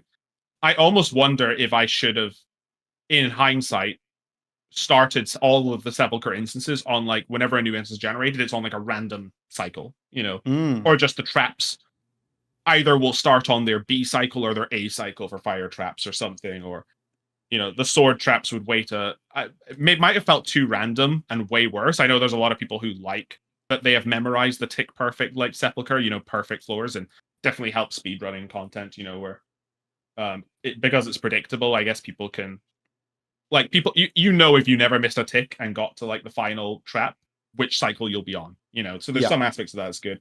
But I've always wondered if I should have made that change and made that realization back when I was a newbie developer who didn't know how instance cleanup worked.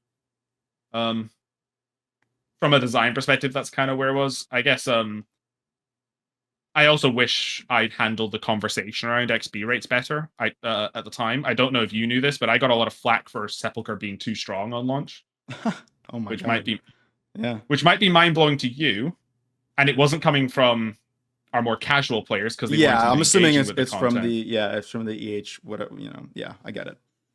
But it was because I set bad expectations. I said Sepulchre would be slightly better than Rooftops, and objectively 100 to 110k top end XP per hour Sepulchre, or whatever it ends up being when you're completely dodging all loot and just maximizing XP and never making mistakes, is like 50% better than Arty Rooftops. It was more than 50%, I think, actually, because we buffed Arty Yeah, you like guys in buffed them one of the recently. earlier sweep ups, right? So that was crazy to me because I got a lot of negative feedback around the XP rates. And I think I just wish I'd handled that conversation better. Like, I think I just gave a bad description to CM. CM went and blogged it, and then when I was in development, I realized, ooh, this needs to be higher XP because it feels bad. Because of like, I'm kind of rambling a little bit, but I guess in truth, I didn't have a strong vision for what final Sepulchre looked like. All I knew was, what if you had to essentially dodge, like, imagine like Crash Bandicoot, when the fires are on, you stop, the fires are off, you go. That was what I envisioned Sepulchre to be early on, but I never think I would have, like, early on, the junior me never connected all the overlaying of traps and how that felt and the layout of the maps and stuff. It was just kind of, yeah, you've got a rough idea for what you want to do, send this junior developer off to see what he creates. And I think if I'd been a bit better at my job earlier, had more foresight, had more planning, had more thought about the XP rates this should give, as opposed to a throwaway, yeah, it's probably going to be a bit better than Rooftops. I think that's what I would do, which isn't like probably the answer you were hoping to hear, which is, I think you're thinking maybe in the, how would you directly change the content now? And instead, the way I tend to think about it is, how could I have gone about this process completely different? You know?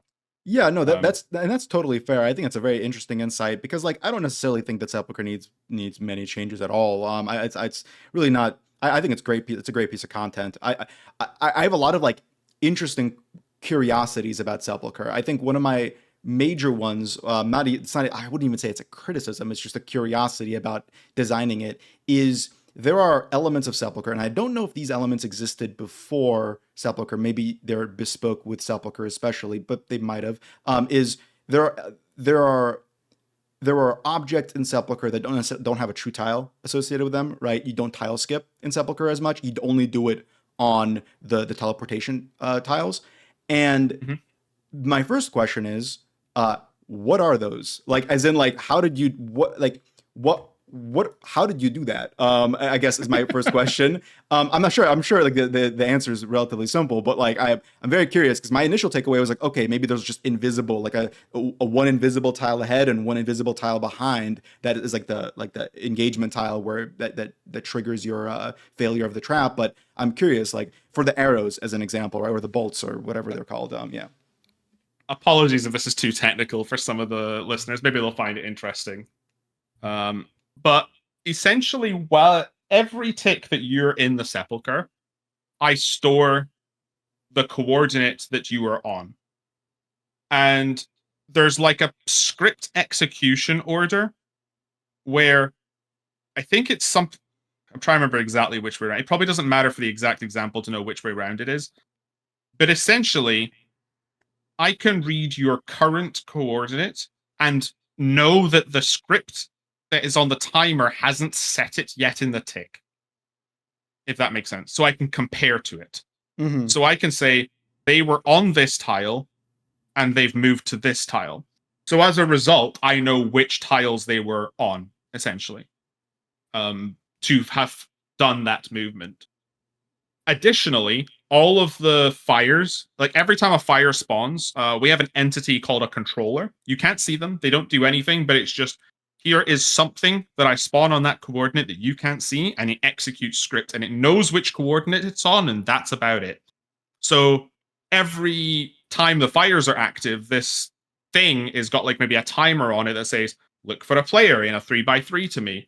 Okay, I found a player, check its coordinates. Oh, it pathed over me. And I know this trap is active because I set some data to tell it like, okay, you are now considered active. Now you're not considered active, for example. So if that finds the player is considered active and I know the player pathed over them, it goes, cool, we know what we did. We need to hit the player, or do a bit of damage or no damage with the ring and teleport. You know, it'll run the reset script to put you back to the last checkpoint, essentially, you know, the one before the trap. Mm-hmm. And then similarly, the arrows don't have a controller. The arrows are actually NPCs. So NPCs have a lot of more script and options they can do. But fundamentally, because we didn't have the ability to make NPCs run, those are NPCs and the sword too that are teleporting like every 2 tiles, every 3 tiles, etc.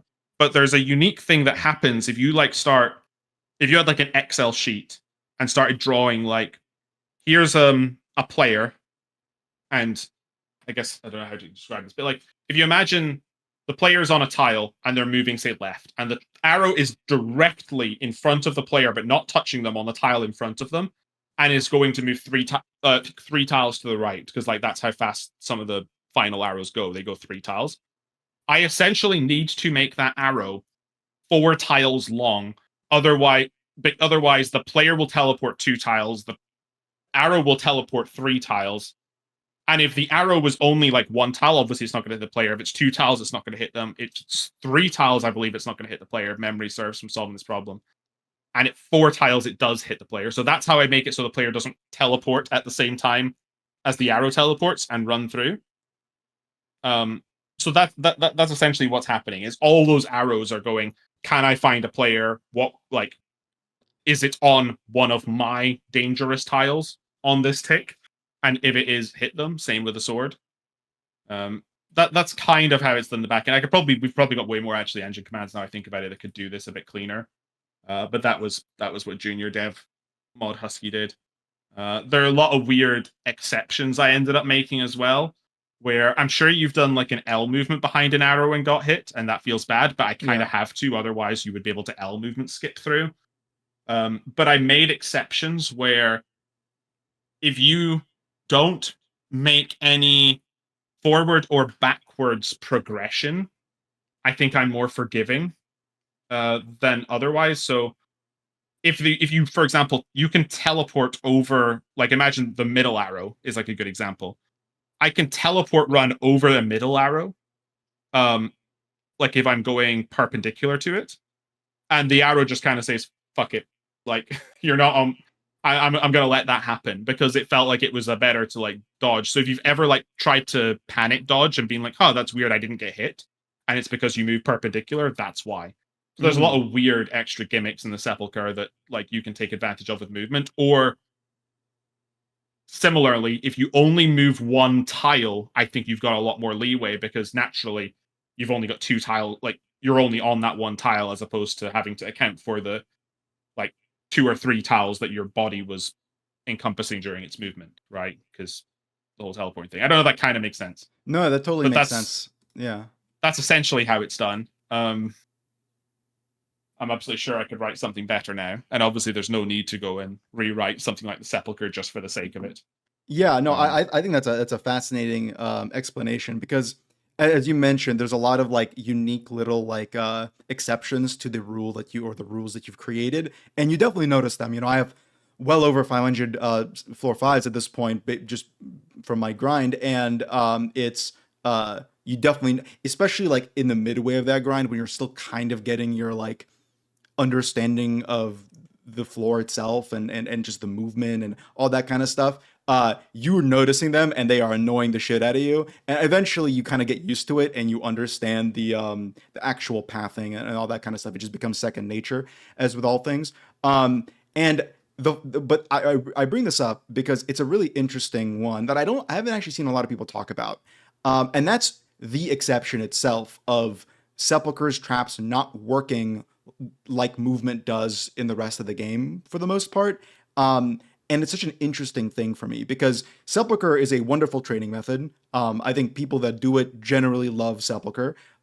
Even you know whatever criticisms they might have, I think the end takeaway is this is a sick training method. We love it. I'm in that camp as well. And but I still would never recommend Sepulchre as a teaching tool for like a new player. Not, I would recommend it for training, of course, and it's fun. But as a teaching tool, it's hard to recommend. At least, and maybe I'm a bad teacher here, but because it doesn't operate in the movement systems of the regular game, it might teach people the wrong lessons about it. Like CG movement, which is, as you mentioned, is a big inspiration for Sepulchre, and I am a big fan of CG movement as well as Sepulchre, is inherently different because you can skip the tornadoes, but you wouldn't be able to in Sepulchre. And I would hate to be the guy responsible, like if I'm like, oh, go do Sepulchre, and the guy's like, I don't understand how any other boss works now. But I also recognize that this is a niche example, and it just might be one of those things where it's like Sepulchre is different because it needs to be. That's how you make it function. And for like, and in its like vacuum, I think obviously, I mean, it's such a successful update, right? Like I think without Sepulchre, yeah, I don't know where I'd be with agility, but it's definitely it was awesome to do Sepulchre and learn that. But I'm curious your thoughts on it as a training tool. Like, has that ever crossed your mind, or are you comfortable being like, it's different. It needs to be. That's how it's designed. And it's not going to be something like a new player goes to learn how movement works in RuneScape. Even though it does help with specifically short clicking, like CG does, right? Like two tiling and stuff. But yeah, Yeah. I can be at peace with the fact it doesn't teach them everything in the game yeah, because the game isn't consistent anyway. It's very similar to the conversation you had, or not you had, but I know there's been a conversation topic on some of your videos with the difference between prey on animation oh versus yeah, prey on hit. Mhm. And we're entering an interesting space in old school. I think we have for the last 3, maybe 4 years. It's become more so where some pieces of content are just allowed to break the rules, and players seem way more open to just exploring and understanding the way it breaks. Like, does it make sense that you can zero tick things now in PVM, like a grub at Doom, and not lose like attack uptime? No, but players figured out that happened and could do things with it. Or the fact that the Maggot King, like, you need to be stood on specific tiles and hit it on this tick, and it won't reset your attack delay, and you'll be able to get an extra hit in, but otherwise you won't. And suddenly you find yourself in this position where players are just more acutely aware of trying things that don't seem obvious and seeing how they work. I know that we've leaned a little bit more to embracing teleport running over things. Yama Waves did it, Huey Tail did it as well. But we still have examples where you can't teleport run over Zarkus acid. I was literally going to bring that Um, up. Yep. so it's an example of something where you need to exact move. And I think that makes Zarkus as a room better as a whole, because it's a fairly easy room that needs that level of difficulty. And I think that adds a lot to the solo methods, especially like, or like say like duo hard mode scales where you need to be like a bit more like conservative, I guess, with how you much acid you use and space you move and how you move around it. I think that adds to it. So much so that it caught me off guard when I went back to do Tob in Gridmaster and died, because I was expecting to teleport run over the acid and forgot they're an exception. But I think it's just, in a game like ours, I think keeping options in the toolbox open for developers when they're designing content is a good thing. So that's why I don't really care if Sepulchre is a bit different, because I felt like it needed to have these exceptions to work. And Mm. ultimately, players are going to give us feedback on that over time. You know, we might go through a phase of preferring one approach over the other. Players tell us we like this or we don't like this, so we change things, shake things up. Maybe it's only a problem if we do things too often. Maybe it's okay to sprinkle in some oddities here and there. It's just there's no hard rule and thumb. We're in the creative space. We'll see what makes sense. And Players are certainly very sure to tell us when they think we should have done the different one, and we might listen. You know, we might respond based on, you know, whether or not we agree with the feedback, or we might test a few things ourselves. But there's no yeah, right. no, I Yeah, agree with that. I definitely, I think that, maybe it's just my age, where now that I've played the game more, now that I'm a maxed player, maxed Iron Man, so I get to have these opinions. But like, but I feel like it's one of those things where, you appreciate the texture more and more. As you play the game, and I think there's a lot of value in that texture. And I'll bring that up in a moment as well. But there's, when it comes to on hit versus, or prey on hit versus prey on animation and all that kind of stuff, it's very interesting where that texture is important. I almost wonder if there's a tell for that. But on the other hand, I feel like being explorative and learning from failure is just another inherent aspect of RuneScape. And that's just kind of like the way the game functions on the back end. You just kind of learn. You'll learn by doing, and if you don't do, you'll never learn. And the same applies, I guess, to Sepulchre. Would be like, you don't know, you can't tile skip things until you do it. And I think, realistically speaking, like, my initial takeaway was like, oh yeah, they should just make everything tile skippable. But like, that content would be so much worse if you could just tile skip everything. Like, it would just be worse content. And at the end of the day, to go back to the thematic points, the gameplay points that we brought up earlier, those are king, right? Like, you want to make sure that those things are sold before you think about, like, uh, you know, I guess the homogeneity of something, which isn't even an inherent positive. Almost an observation more so than like a good or bad thing in game design. It needs to that texture is so important to RuneScape, I guess, is what I'm saying. I completely agree. I find myself, I quite often cross myself. I find myself, I guess, like sometimes I'm in player brain, sometimes I'm in developer brain, depending on when I'm playing content. But I find myself hitting like the common example is a player will hit friction, then they'll go, "This other content doesn't do that. I wish it was kind of like that." But I always find myself siding a bit more on the textures king, differences are king. You don't need everything. Like, I think consistency for consistency's sake can be like very detrimental and be like a trap to fall in. It's obviously really good to set things in expectation setting, and sometimes consistency is good, sometimes bad. It's not a hard rule, never be consistent, right? I think that would be terrible if we were never consistent with anything. Yeah. But I found myself doing I'm very early on Maggot King grind on my account. I haven't had a ton of time to put into the game recently, but I've plodded up to like 90 KC. Not a ton, but that's like, I don't know what, like somewhere between 5 to 7 hours, depending on. I'm probably closer to 7 or 8, to be honest. I'm not that efficient when I play the game. Mhm. Um, and I find myself failing the perfect Maggot King CA, because I do this thing that's probably not very good, where I challenge myself to get all the CAs first, and then I can relax and grind the boss. I see. I see. So I'm failing Maggot King constantly for the last 30 kills, and perfect Maggot King, despite like I have the skill to do this. I can definitely do this CA. I've done way harder. And for example, the rocks that he throws out as he spawns a grub that you need to dodge, that are Yeah. usually the reason I fail the CA. I found myself thinking, God, I wish this was like Doom, or if I stepped on a shadow on the right tick, it could never hit the same one. But then I'm like, in the grand scheme of the boss, it's 5 damage that's dealt if I make that mistake. It's not the end of the world. I'm only getting annoyed at it for 1 CA. And then, now my kills, 20 kills into trying the CA, are like, I'm now approaching it differently. I'm trying to really look for those open spaces that are available where I know I'm not going to be in the 3x3 of.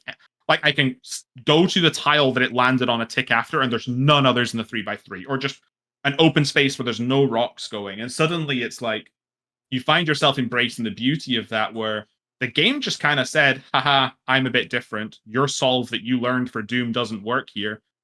Figure it out, right? And I think that's where I find myself going, yeah, this is probably better for the game for these kind of challenges, when it's just on me to go figure out what works. And yeah, and the CA would be easier, more consistent if there was a solve. And you could probably argue the merits of that mechanic as a whole for Maggot King of, would it be better if you could just step on the shadow? I don't know. I'm not the designer for it. I've just been doing it as a player. But Yeah, my point more so that the beauty of that is 20 kills in with frustration, and suddenly that engages you into the game and says, no, I need to think of a different solution. And I think that's when games are at their most compelling for me. Maybe it's just I'm this weird person who thinks differently to other people, and some people would just be, shut up, Husky, you're overcooking, make it be step on shadow, right?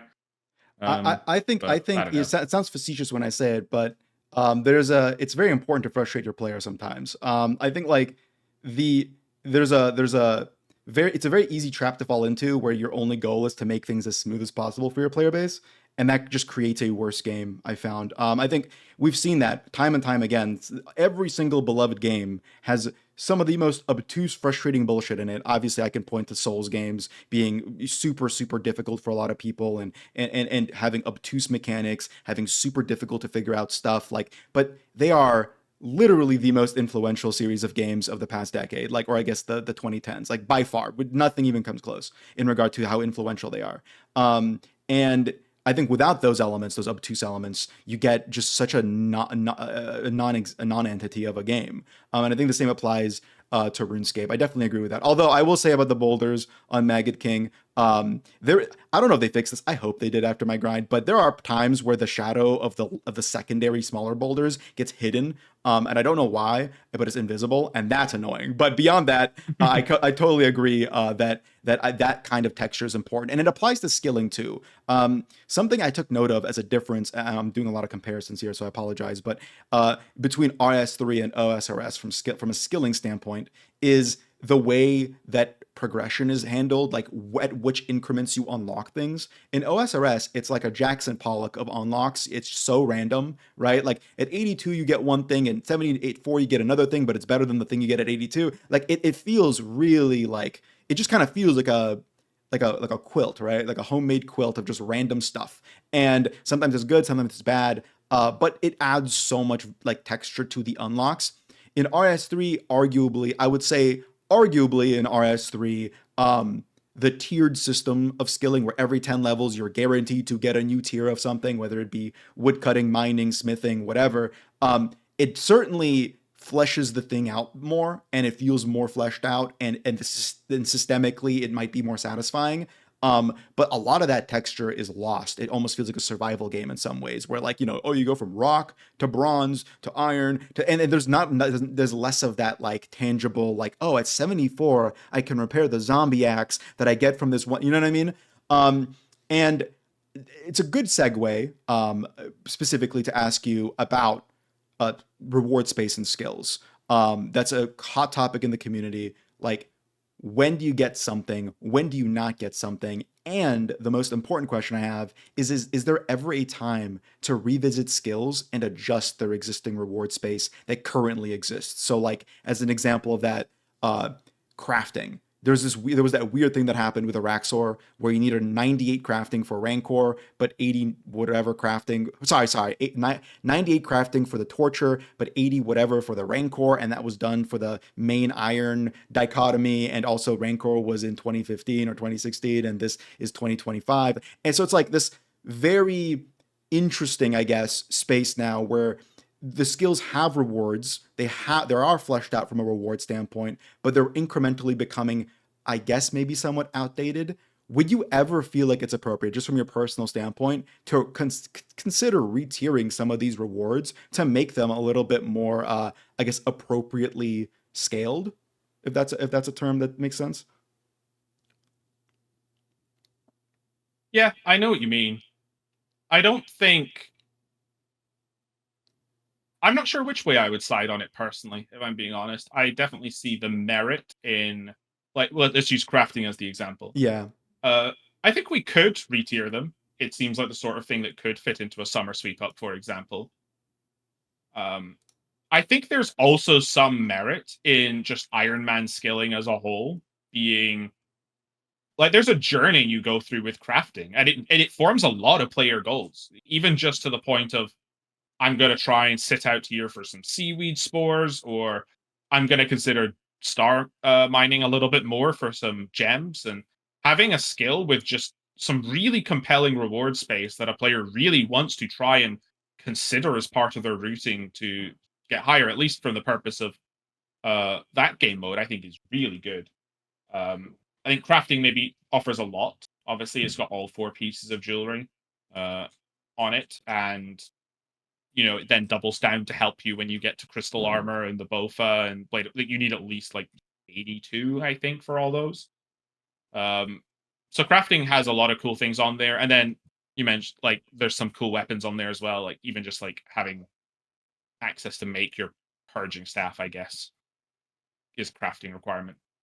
Um, I can't remember if it's smithing for the emberlight and stuff. So Yeah. I think as a whole, we're a big fan of trying to make skills relevant to more players as part of the journey. I think that was just a whole learning for the team is watching ever since official Iron Man came out and how players engage with. There's definitely something satisfying about I trained my skill to do a thing as opposed to skills just being the thing you put your money and time into for the sake of having them flex that you have them. Obviously, that's important too, respecting the grind and respecting the journey. But it does feel good when you get to unlock. So um, I could see a rework. I wouldn't say the game desperately needs it. As you mentioned, there's the patchwork quilt of things. I like to think that if you made a bar chart and across the bottom axis, for example, was time required to get something, and across the vertical axis was how impactful the reward is, and you drew a 45-degree line, you know, more time, more impact. Less time, less impact. Players would probably say, yeah, like I want rewards to sit on this line somewhere. And if it's below the line, it's rubbish and not worth my time. And if it's above the line, oh, that's super good, and I'm going to rush that for the account. That's like super simplistic view of that. I think there's some merit in the juicy sort of tidbits that are above the line that then work around player gameplay. I think Oath Plate, at least before the Burning Claws nerf, the Tormented Demons filled that space quite well. Doom is a little bit on the above the line for effort. It's like maybe not as far as effort, but the time required to get the gear portion is like lower for Doom because you don't feel compelled to say go there with a ZCB or a T-bow. You're kind of like, ooh, I can do my Tormented Demons and get a Scorching Bow and get there. And obviously, Bofa punches far above its weight as far as investment, just because people don't need to go and get a bunch of gear before they go into the gauntlet. All they need is the stats. So yeah, there's I think these create texture. I wouldn't say we certainly need to rebalance them. I would probably be against the I made this line and I got correctly quantified every item and it now sits perfectly on that 45-degree line. Because I think at that point the game just becomes a lot more like boring, I guess, or less interesting at least. Um, but on the surface level, there may be some things we need to rework and look at for sure. Yeah, Um, I'm very like cautious about this. It was always that like new side of me where I was much newer to the game and I was more gung ho about stuff. Now I'm much more cautious when it comes to like what I want to happen. With crafting, it's interesting because you have the hunter rush for the glory, or you can get 70 crafting. No one really goes 70 crafting for a glory because it's kind of an outdated reward. By the time you're 70 crafting, you're gonna have better outlets for a better piece of jewelry, even on an Iron Man, I believe. But also like it's interesting because realistically for me it's like would the game function, would the rewards cease to be as impactful if they were lowered by 10, right? If a glory was 60 and a power was 50 and a fury was 80, and now the zenites are within that like 80 latent 80 to 90 range. I don't necessarily think a lot of things would change, although I guess with boosts that's really a balancing lever there too, like with stews and stuff. Um but there's a question here of future proofing, I guess, where like it's an inherent element where now, let's say in 10 years down the line, and we get new craftable jewelry, is that even possible? Now, does every piece of jewelry have to be a Zenite piece of jewelry because of those 98, 94 crafting requirements? And there's no place in the reward space down the line to create something different or an addition to crafting that doesn't bounce off of us of an already existing one. And is that even a problem? Are we okay with that being the case? I would say, if anything, it's an us problem, not a player problem. Um, I know some players like to get into game design, but and think about the problems, but you could turn around and say, here's a whole bunch of problems. Like, this isn't very future proof. It's not that. But if we're not going to get to that reward space in like 5 years, does it matter for now? You Mm-hmm. know, do we future like, I think we tend to tackle things when they're appropriate with players, when it's there's a reason to do it, because there's so many things to talk to players about anyway, with new content updates and specific rewards for content we're going on now, that you would I think it would feel a bit weird to be like, yeah, we just rebalanced it for the sake of it because it's a problem. But like, when we tackle things um like in the summer sweep up, for example, it was looking at magic whole holistically. That was because magic was a problem for the players, with not fitting in a good place in progression for the game, and very certain pieces of gear having a lot of power and others having none. So there was a reason to redistribute that, not necessarily because more rewards came out, but or were planned to come out, but just because that's what players were telling us they wanted. I think if players aren't screaming that there are problems, and you know I think a lot of these things some people will feel really passionate about, but they're ultimately very subjective problems. Um, yeah, I could see a world where we come out with a different route than Zenites. I don't think we would need to be okay. Like, everything now requires a Zenite. I don't think it would be a problem to squish the levels either. But when it comes to the glory example, you could say, I'm gonna lower it because to 62, because that is what feels equivalent in time to getting it for Hunter, or equivalent in worth, I guess. I'm trying to think what the best way to quantify that is. I guess, like you're saying, there's a path to go the Hunter route and there's a path to go the crafting route. And I want these to be equally considered as far as choices. Like, there's just as much good reason to pick either or the other. And I think I would disagree with that. I think they don't need to be the same, but I think it is important that there are options. Yeah. Like, just for the fact the player might say, I really just don't like doing hunter, and I really enjoy doing whatever they're doing for crafting. I think that you really want the game to feel like this massive spider web of interconnected lines, and trying to unravel that web is part of the game. Figuring out that this is better for me, like, ooh, I did some research, I'm really looking at these options, and the idea of doing hunter rumors and getting this meat because I put the time and energy and research into it. That feels like that's more efficient. Like, that player doesn't feel sad because, like oh, I feel cheated out the fact that I was going to train my crafting. If they do this and they start planning around that, that's like that grips the player, right, to play the game. That is the game. The game is at its best when you're unraveling that web and trying to come up with solutions and trying to figure out how your path and journey. I mean, I think that applies to all game modes as well, not just Iron Man. Even a main, thinking about, I'm going to do this so I can do this to afford this to go into this, so I can do this quest so I can unlock this thing. It's all relevant. That is what makes this game beautiful. So I think options are important. It's kind of why, even though players memed on it for the Rosewood blowpipe, saying, oh, it requires all these skills and it's still not that good.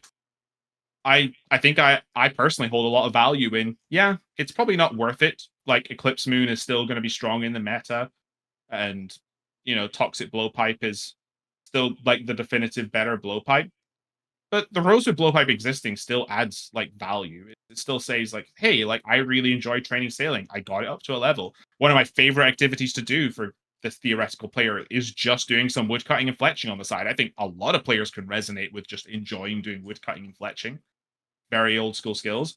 And then this player maybe just isn't super into PVM, but now they're like, I've actually got like a pretty good weapon out of this. And then now they might root into getting darts, and they already like woodcutting. Maybe they're going to do mining and get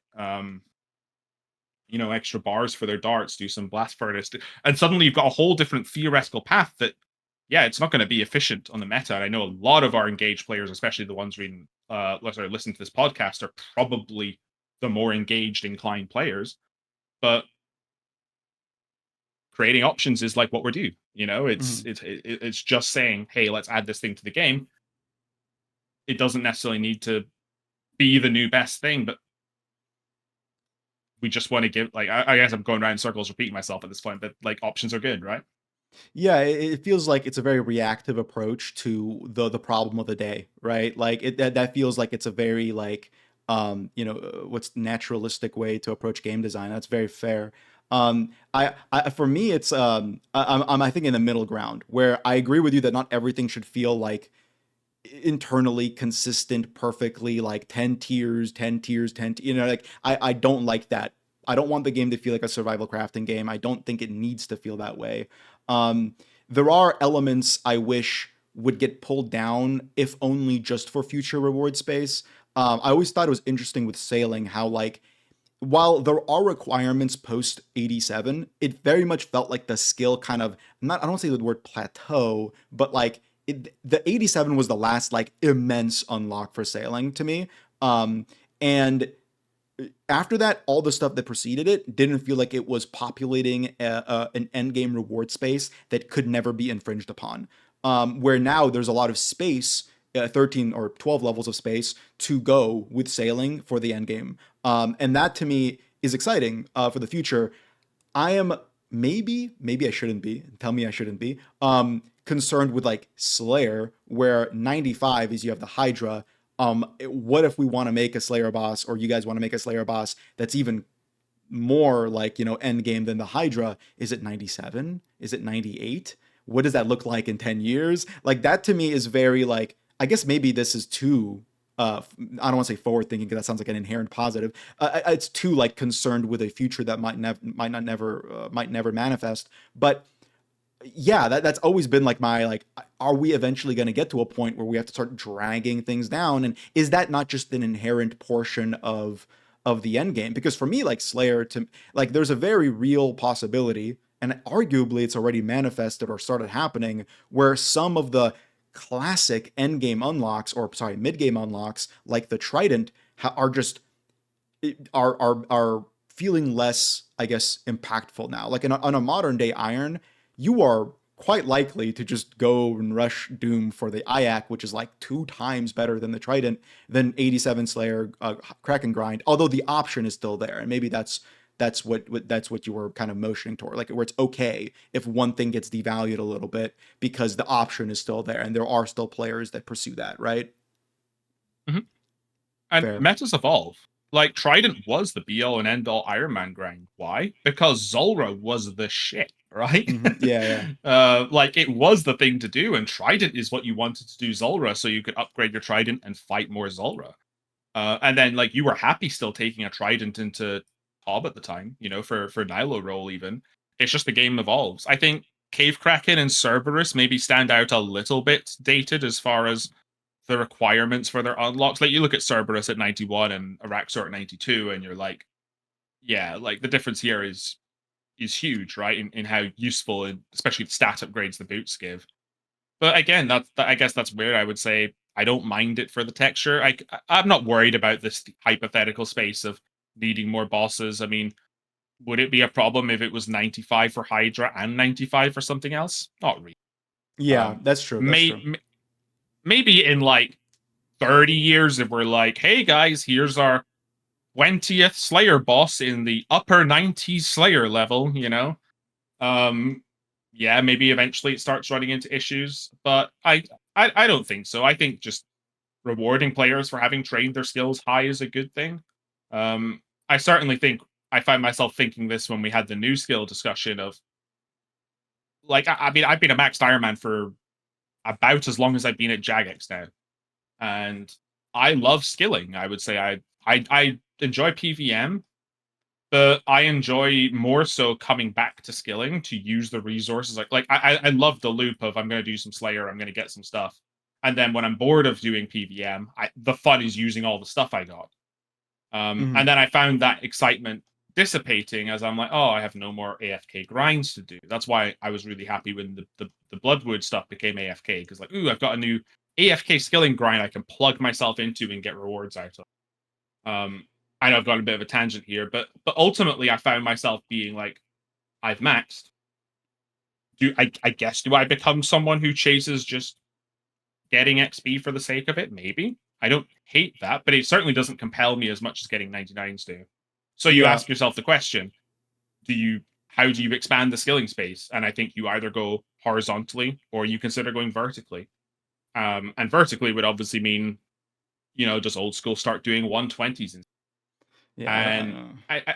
I think if I had to ask myself just a gut feeling, do players care more about the 99 iconic, or did they care about the original 23 skills being iconic? I think it would win by an utter landslide that 99 is the stopping point for a skill.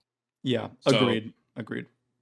so for me, it feels like if we want to introduce more skilling content in the game, like more reasons to skill, it either needs to be more collection log stuff, kind of like forestry or veil totems, where like, yeah, I finished 99 fletching, but I need to go and do this grind now that's doing fletching. I think that's kind of cool. Or forestry to, get my new axe and the outfit, or at least just for clogging. Clogging definitely helps a lot, like post 99 skilling for sure. Or it needs to be coming out with new skills, or both. I think those are both acceptable things, but I'm always looking forward to new skilling activity coming out, so I can engage in them and reap the benefit of my account. I would say that out of all the sort of Iron Mans that are in the game, I think I'm very much like I love my skilling to feed my Iron Man to use my limited resources and consider where them. I don't want to have unlimited resources in an Iron Man. I want to feel like I earned that stack of brews that I then refuse to drink and die and spend 250k at a boss because I was conserving one dose. That to me is part of the game mode, and that's why I enjoy it. Yeah, I agree. I think I'm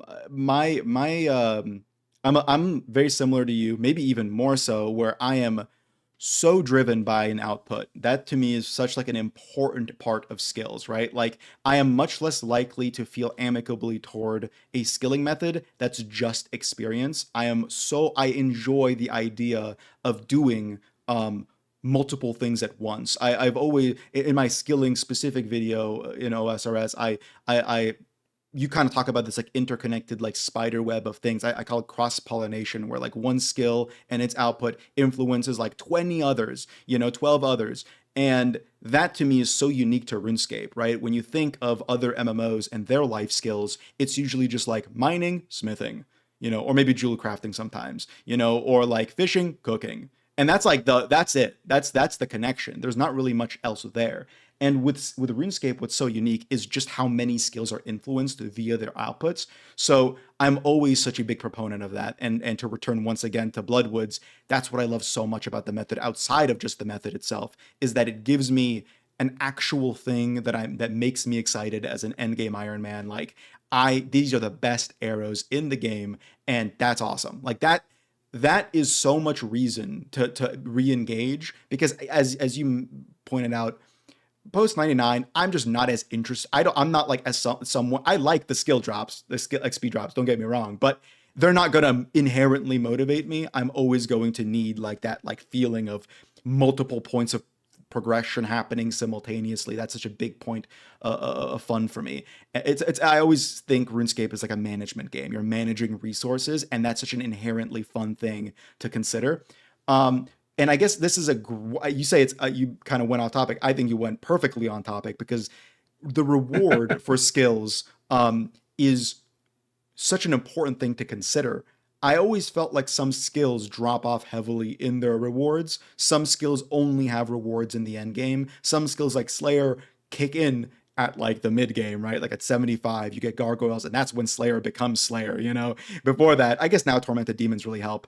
Maybe Griffins, but uh, there was a point, at least when I started playing, where I hated Slayer for the first 75 levels, and then gargoyles happened. I'm like, I get it. Like, and that's where, I started enjoying stuff more. Um, how impactful, I guess, this is such a broad question, I apologize, should a skills reward be? Like, what is your calculus for that? Like, what, when you're designing a new method for something, and like the crafting method recently, I don't think you designed that, but the crafting method recently with golems on Wormscrag, like they give you that chisel that you can hold and like all that stuff. So maybe save some stuff, save some resources by using it. Like, it's how impactful should it be? Because bloodwoods are immensely impactful, as opposed to like veil totems, which are kind of impactful. But and I love both. But yeah, so I guess open-ended question there for you. I guess when we're coming out with new content, like we don't want to ship dead content. Yeah. I think that would be seen as. I think it would obviously. I don't want to word this right. Some players will argue we do ship dead content, and I would suggest maybe the content isn't for you, that has some value, choices value, right? All the things we've talked about on this cast. But ultimately, if something we release has absolutely no value to any player ever and took up a lot of dev resource, well, players would turn around and say, well, that was a waste of dev resource. I wish something else. It's probably quite disrespectful for us to, right?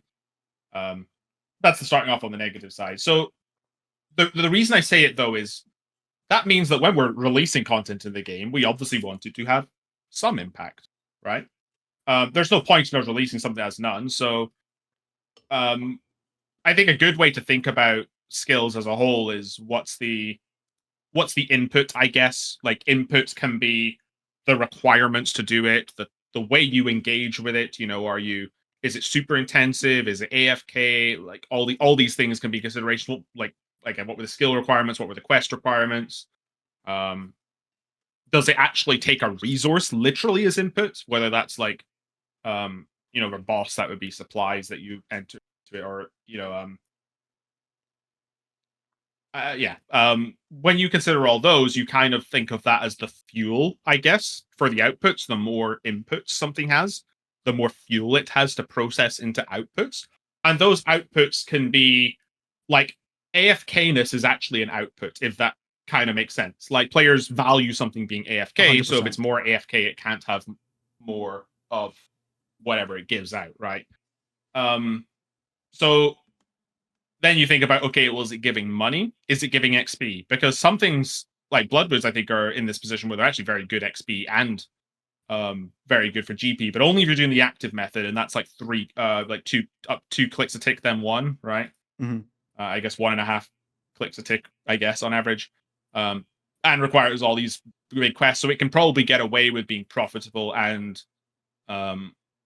also having good XP and those kind of things. Whereas, something like Golem crafting is, you've got the momentum-based mining, which is quite cool, but it doesn't take long. It's not a huge amount of engagement to just click something every whatever the basically matching the gathering rate of your pickaxe, right? So 3 for rune, or sometimes 2 ticks of your dragon pickaxe procs. And then you've obviously got the AFK version of that. But even chiseling the golems isn't super intensive. You can click and forget.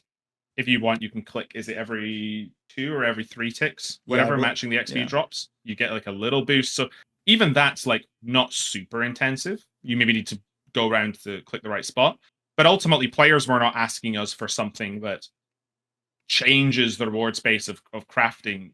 In fact, we actually consider giving no unique for this, because ultimately players wanted an alternative to glassblowing. That's what Screetmonge sold it as when he did the pitch, and that's what players voted on. So for that activity, we were like, this just giving pretty compelling crafting XP would probably be good enough. But also, the pitch itself had a glassblowing pipe, and we went through iterations of that and ended on the chisel, but we wanted to respect the design and have that reward. I think just having like a minor cool clog, that's just a feels good moment. Like, you're going to be doing the activity and you go, oh, sick, I got the chisel. And then otherwise you're staying there for the XP, or maybe you were just going for the clog and you left. But I think the big thing is that when it comes to skills, you really don't want any one skill to dominate the entire space as well. I think as long as we've got reasons for you to train all your skills, that's probably a good thing. And we probably need to do more work to some skills being more effort to train. Smithing is one that's constantly thrown out as the example, right? Yeah. There isn't a ton of reward space in smithing. What could that look like? Obviously needs to stay thematic to smithing. So presumably you're going to be making some armor or weapons that help you. Augmenting armor and weapons sounds scary. Yeah. That's the other way that smithing could go, obviously. And we sprinkle it in as far as armor and stuff. I mean, even just talking about smithing, I'm quite a big fan of the way we've gone recently, where the drops that are harder to get probably have more innate power in them. So it's like, it doesn't matter, they've got less smithing requirement, essentially, because they are the powerful thing anyway. But rune isn't powerful, it's just a hard metal. So turning it into something that's useful is the skill expression of the smith, right?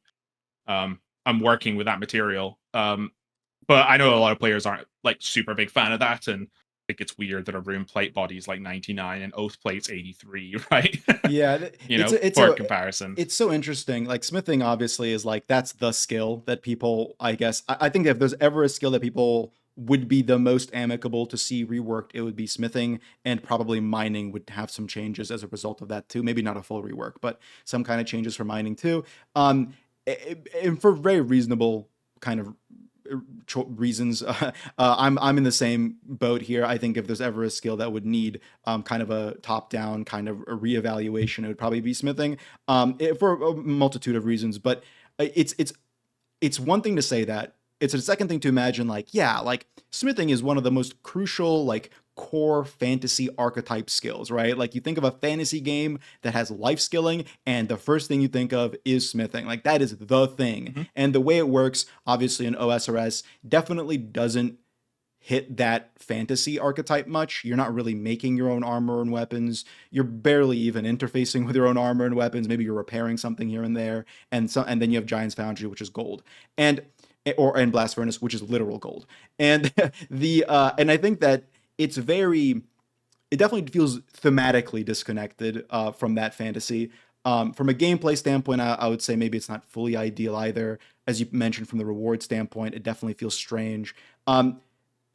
But I do like your take on the innate power versus just a core metal element. But the reason I bring all that up is because I can say all that, but my God, is it hard to actually think of a solution that works? Because it would be so easy to just say, oh yeah, just make some new armor, like do the RS3 thing of just every 10 tiers you get a new armor. Well, then Barrows is fucked. First of all, if you can just make tier 70, like, Barrows-esque armor at 70, like it's done. And the only reason it's not done in RS3 is because invention exists, and that's a whole other topic. Like it's a very challenging thing to conceptualize and fit into old school RuneScape as a game, a smithing rework, even though it would be a very interesting thing to conceptualize. And I'm sure you don't even have to spoil this. I'm sure there are some conversations at Jagex HQ about like, what do we do with a skill like smithing? How does that look like down the line? And to start off this really quick conversation, I guess I could just ask you, like, is that even something you're amicable toward, just as a person? Like, do you want to see smithing change, or do you feel like it can stay within its current paradigm, but just kind of slightly be augmented, not to use the same word you just used, to be a bit better?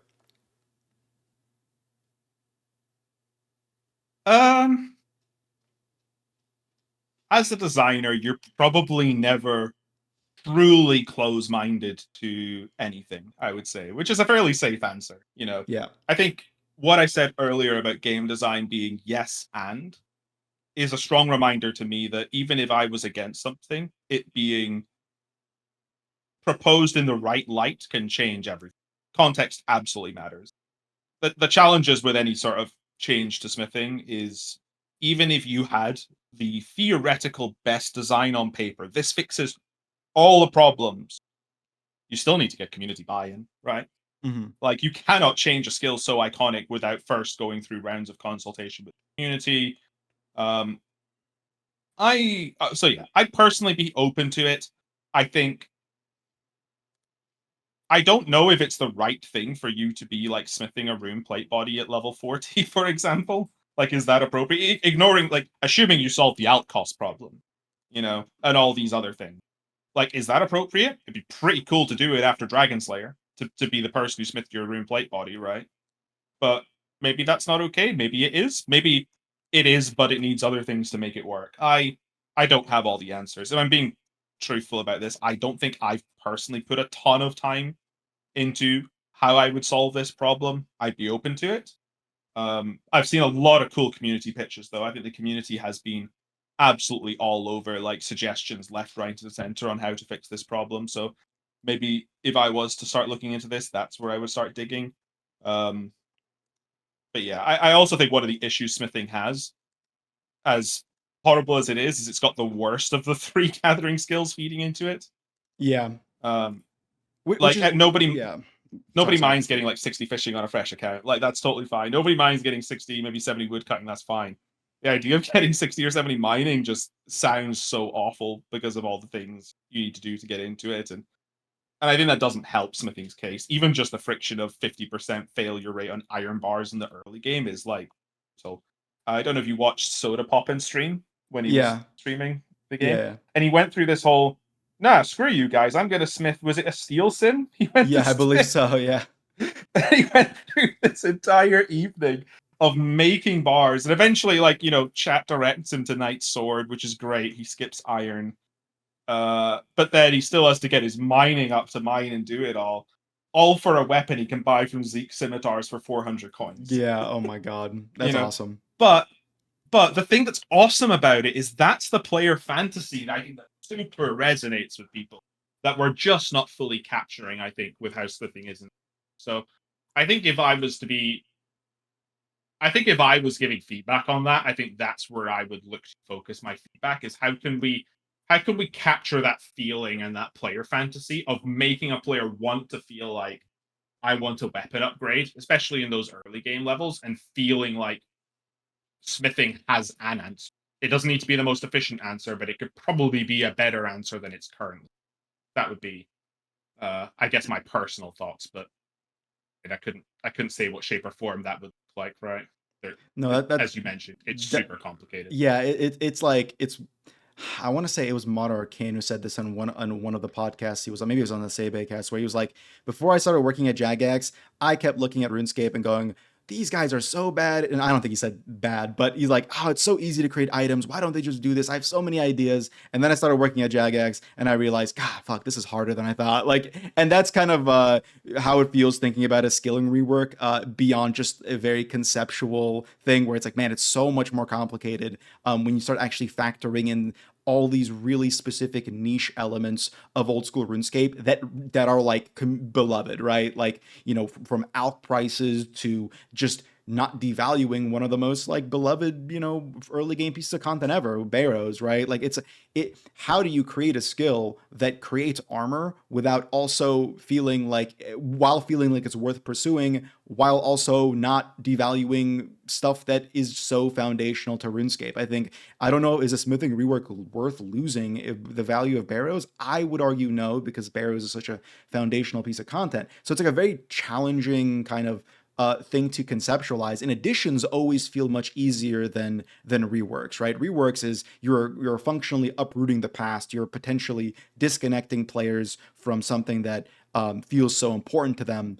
But on the other hand, like, there's one thing having nostalgia towards something, and I'd love to hear your input on this, is one thing having a nostalgia towards something and feeling nostalgic toward it. And there's another thing having nostalgia towards something and actually interfacing with it, right? Like you log into RuneScape and maybe you're playing with game sounds on and the sound of an axe to a tree or newbie melody, whatever song you're listening to. These are nostalgic and there are things you're interfacing with, and they have so much value, both of those things synergetically. Smithing to me almost conceptually is nostalgic, but in practice, no one does smithing in the way they might be nostalgic toward. Like, no one's like, oh yeah, the good old days, Giants Foundry in 2004. Like, no one is mining at the Lumbridge mines anymore. Like, it's just not something you really see happening unless it's leagues. And it's sad, right? Because you're nostalgic toward these areas and you're nostalgic toward the idea of them. But if no one is doing it, how worthwhile is that nostalgia keeping around when it doesn't, wouldn't it be better to inhabit that nostalgia by repopulating those minds, even if it meant a change to the original, to the original skill itself? Like, I guess that's a question. That's a complicated question for sure. Yeah, I think it cuts very close to the bone of logic versus emotion when it comes to these kind of things. Like nostalgia is a very emotional sort of response and feeling, and you can throw as much logic as you want into the pool for yeah, you might be nostalgic, but does it matter? Blah blah blah X or Y, but it doesn't. Like it's a personal take, right? For some people, they'll be nostalgic, but this line is okay for them to cross. For others, it's not, and that I think is the root of why I would say no single developer, no single player can give you the that, and it's why conversations like this are probably like the root of like what needs to be at the forefront of ultimately like player consultation, right? Being super transparent about what are the problems you're looking to solve, what are the things you're not looking to solve, or what are the things that are worth retaining. Like ultimately it has to be a logical thing that we put into a blog, right? But vibes are important, emotions are important. It's yeah, I don't know if I can give you a satisfactory answer to that, It seems like but something yeah. that has changed drastically in time, right? Like the things that people fondly reminisce on, the things that people are willing to change, and these do change, right, in time. Like as the game becomes older, I think it was Mod North that said that the majority of players in old school right now aren't have never played didn't play RuneScape in 2007. Like they're just playing old school. This is their first game, their first version of RuneScape, and therefore they are nostalgic maybe to different parts of the game, or maybe just different ideas in the game, and that and we are I think pulling away from that in some ways, right? Like what people are nostalgic toward is becoming more and more quote unquote modern, and it's a challenging thing not to like fall. I don't want to say victim to it, but like fall like, oh yeah, if this is the only thing people care about, sure we can just uproot the past. That's another big like faux pas, right? Like even just as a designer, you don't necessarily want to do that. And do you see like for example today if we have a smithing poll, right? Should we rework smithing? Um, I that's going to be a close poll. That's going to be another sailing drama poll. I think, right. That's going to be another 75.2% type beat, and that's a scary place to go for a rework of a skill. Um, but in 10 years from now, I could see it being like 85%, 90%. Like does that make any sense? Like, do you agree with that, or do you feel like it's one of those things that will remain static in regard to how contentious the idea itself is? I think it depends what is said alongside it ultimately, but the player base does change and evolve over time, and we've certainly seen that in player reception to things. I find myself sometimes disagreeing with player takes and being like, it's the Skinner meme. Am I the issue? No, it's the kids that are wrong. Mm-hmm. Which obviously, like making light humor of that. I don't know to answer your question. It's almost like get a crystal ball out and try to guess. Like, yeah, I would say there's elements of the community that feel like they're less resistant to change as time goes on. But I'd like to think optimistically that's less because of the change as a whole and more because the teams that I work with are damn awesome at what they do. And I think we've hopefully earned a lot of trust in the player, like with the players in doing the right thing. And that even if we get it wrong, we are going to make it right.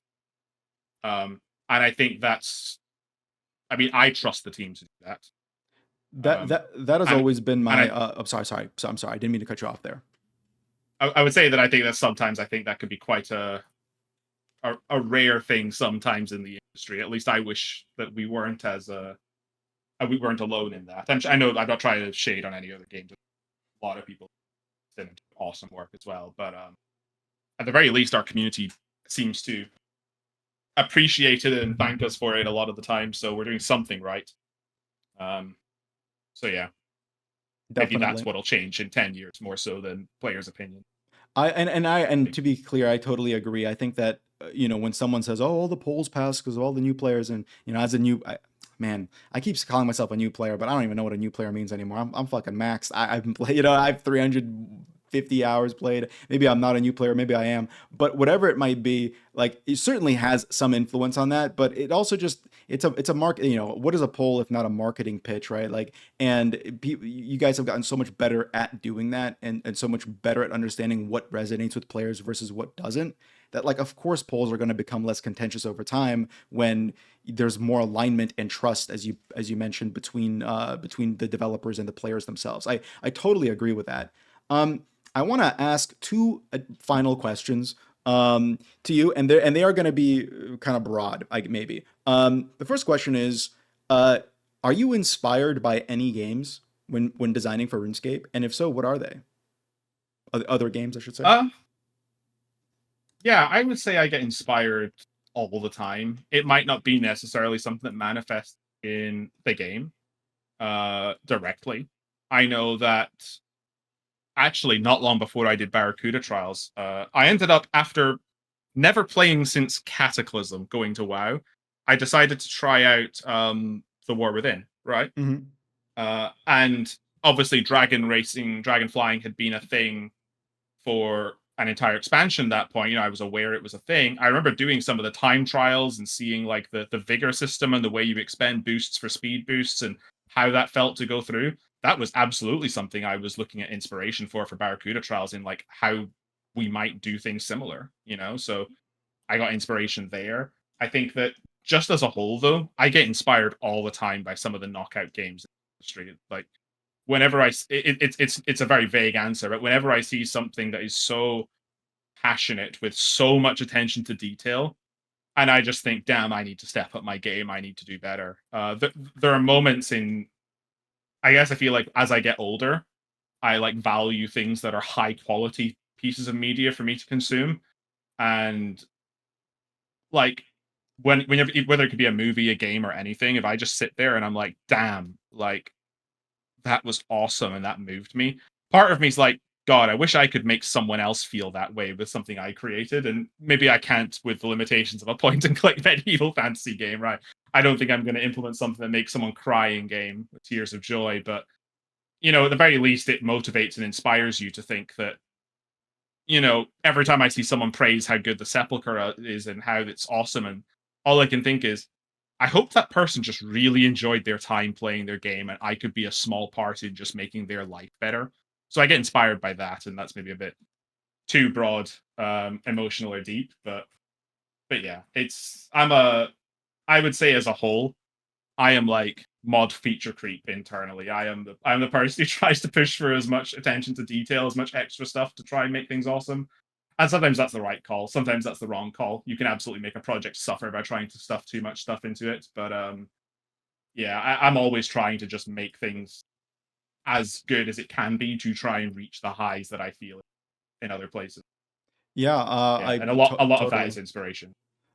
Totally. And I think that attention to detail 100% comes through. It's always a night and day thing when I go from like an old school RuneScape thing, whether it be a new quest or new boss or whatever, and do pretty much anything else in any other MMO. It's not to say that like no, I'm trying to indicate that these developers don't have a level of passion, that they 100% certainly do. It's just at some point in the development process, whatever it is, it feels like it's kind of like snuffed out. That's the impression I get, where like there's just less of it, and I don't know why. I don't know why, because and I felt this way about RuneScape way before I even started like getting super invested in it. Before I started making videos about it, before I whatever maxed my first skill, like it was almost an immediate like I can see that. Like the fact that like every agility obstacle or every a shortcut has like a unique animation. Like why do that? Like what's the point if not just because a developer wanted to? Or just random weapons having unique animations associated with them with unique sound effects. Like why do that when they inhabit the same, use cases in the game, if not because of that? And those little things really do resonate. And those little points of passion are always like the thing that makes someone really endeared to the game, I think. And when it comes to like crying or getting really emotional over a game. First of all, I think that has happened with RuneScape. Maybe a rare drop, maybe a Tebow that I haven't gotten yet. But simple, but even more seriously, I think like, oh man, I wish I could get Mod Ed on this podcast. I have not been able to reach out to him yet, but Blood Moon Rises was like so exceptional, like so Yeah. exceptional as a quest.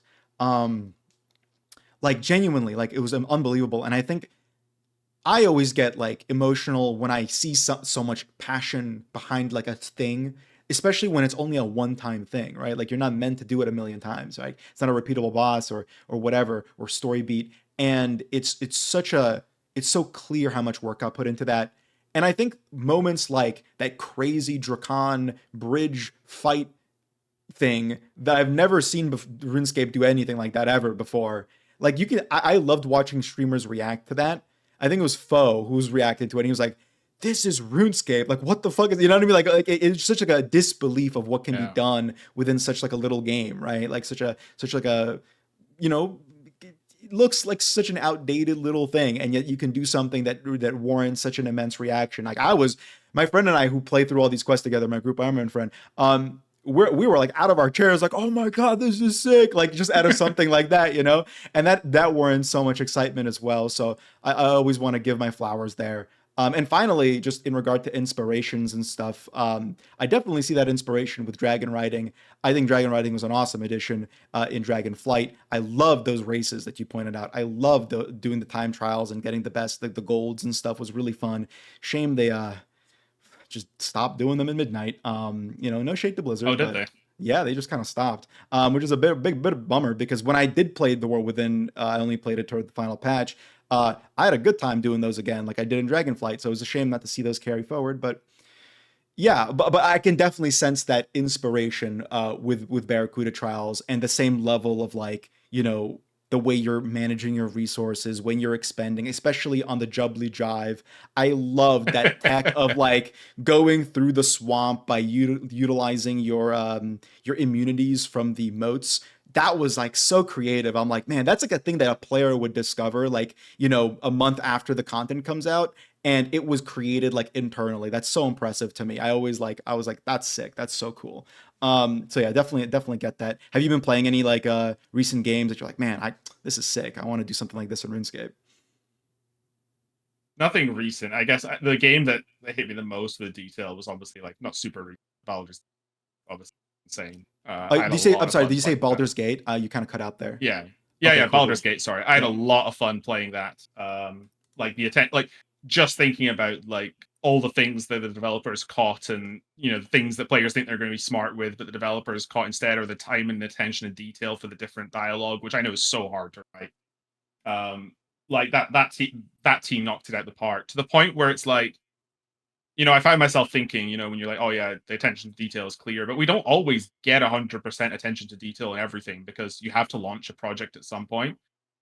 But I feel like it's like appreciate the gems that exist when they do, when they are there, if that makes sense. Because like whether it's an artist who took a bit more time for an animation than they probably deserved to, that killed it, or you know some funny dialogue that you read and you're like, damn, the developer had a bit of fun with this or stuff. I think those are the moments that I find myself appreciating.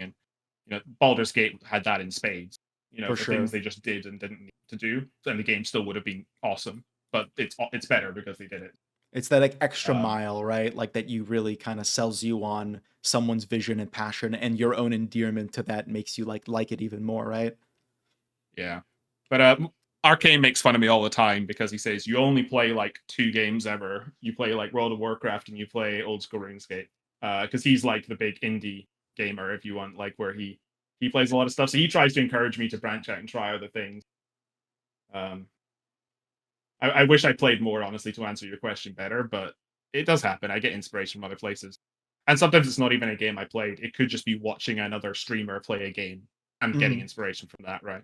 Yeah, no, 100%. Like I feel like, a game like, I don't know, Claire Obscure, Expedition 33 from a year ago or so, like that game probably is going to have ripple effects on the way like other games choose to tell their stories, even if it's cross genre, even if you're not making, a French RPG. Like there could be like that level of integration, kind of like how we saw in RPGs in general, right? Like RPGs are, as a genre, I guess, are the most influential. Like every game has RPG mechanics at this point. Like every game has RPG systems at this point, right? Like from shooters to racing games, whatever it might be. If you don't have some level of RPG-esque progression, you're not doing it right, and you haven't been doing it right since like 2005 or whatever. And that's like, and I say that facetiously, but but it's true, right? Like the inspiration works in funny ways in that way. We always learn how to adapt things to whatever we're working on.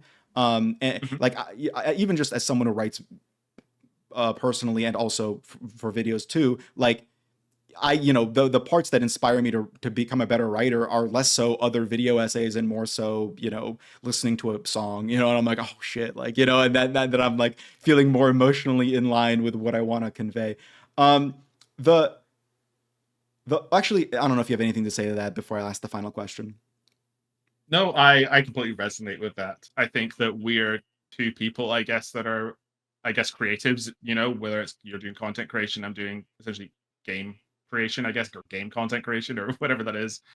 Um, I definitely relate to that. It can be absolutely anything and everything you feel inspired from.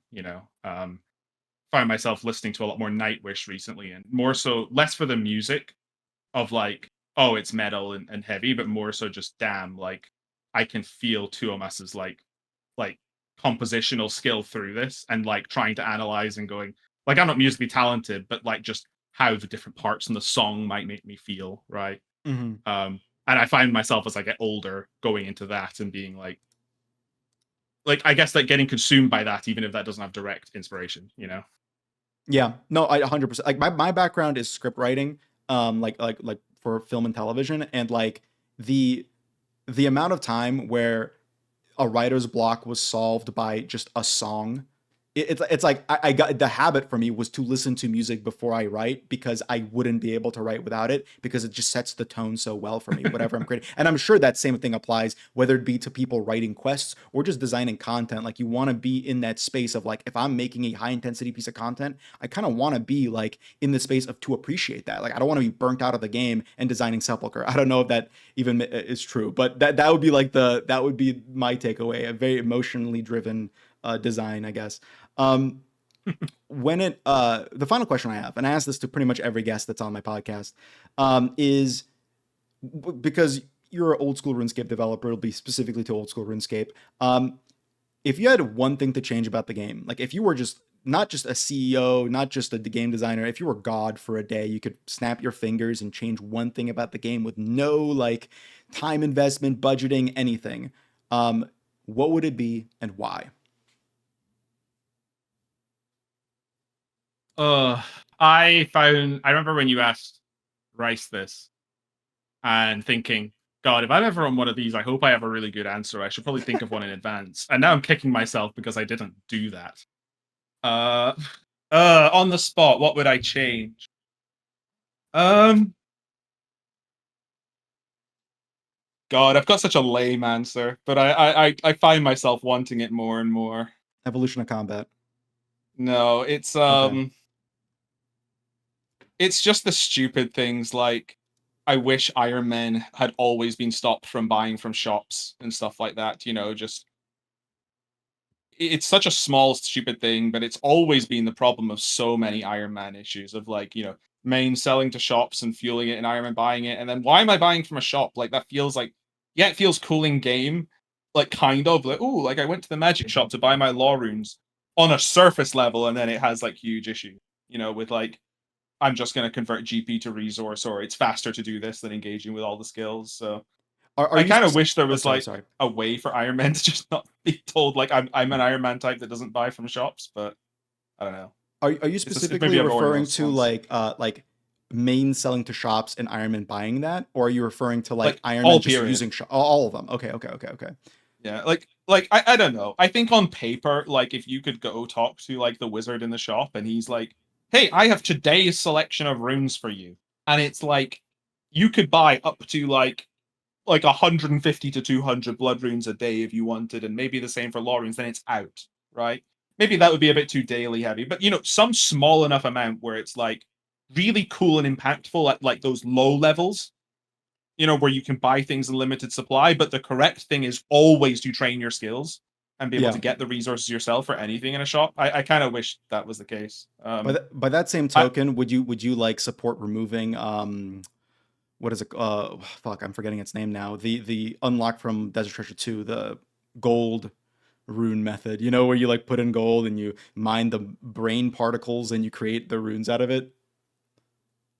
oh, the Scar Essence Mine. Yeah, I mean, Scar Essence Mine. Yeah, that was something me and Elena designed as basically the issue we were having is it felt like we were getting a lot of pressure from the community to add like blood rune packs to various shops because blood runes were in huge demand, especially without like, the shadow being in the game, just so much use of Sang and Scythe.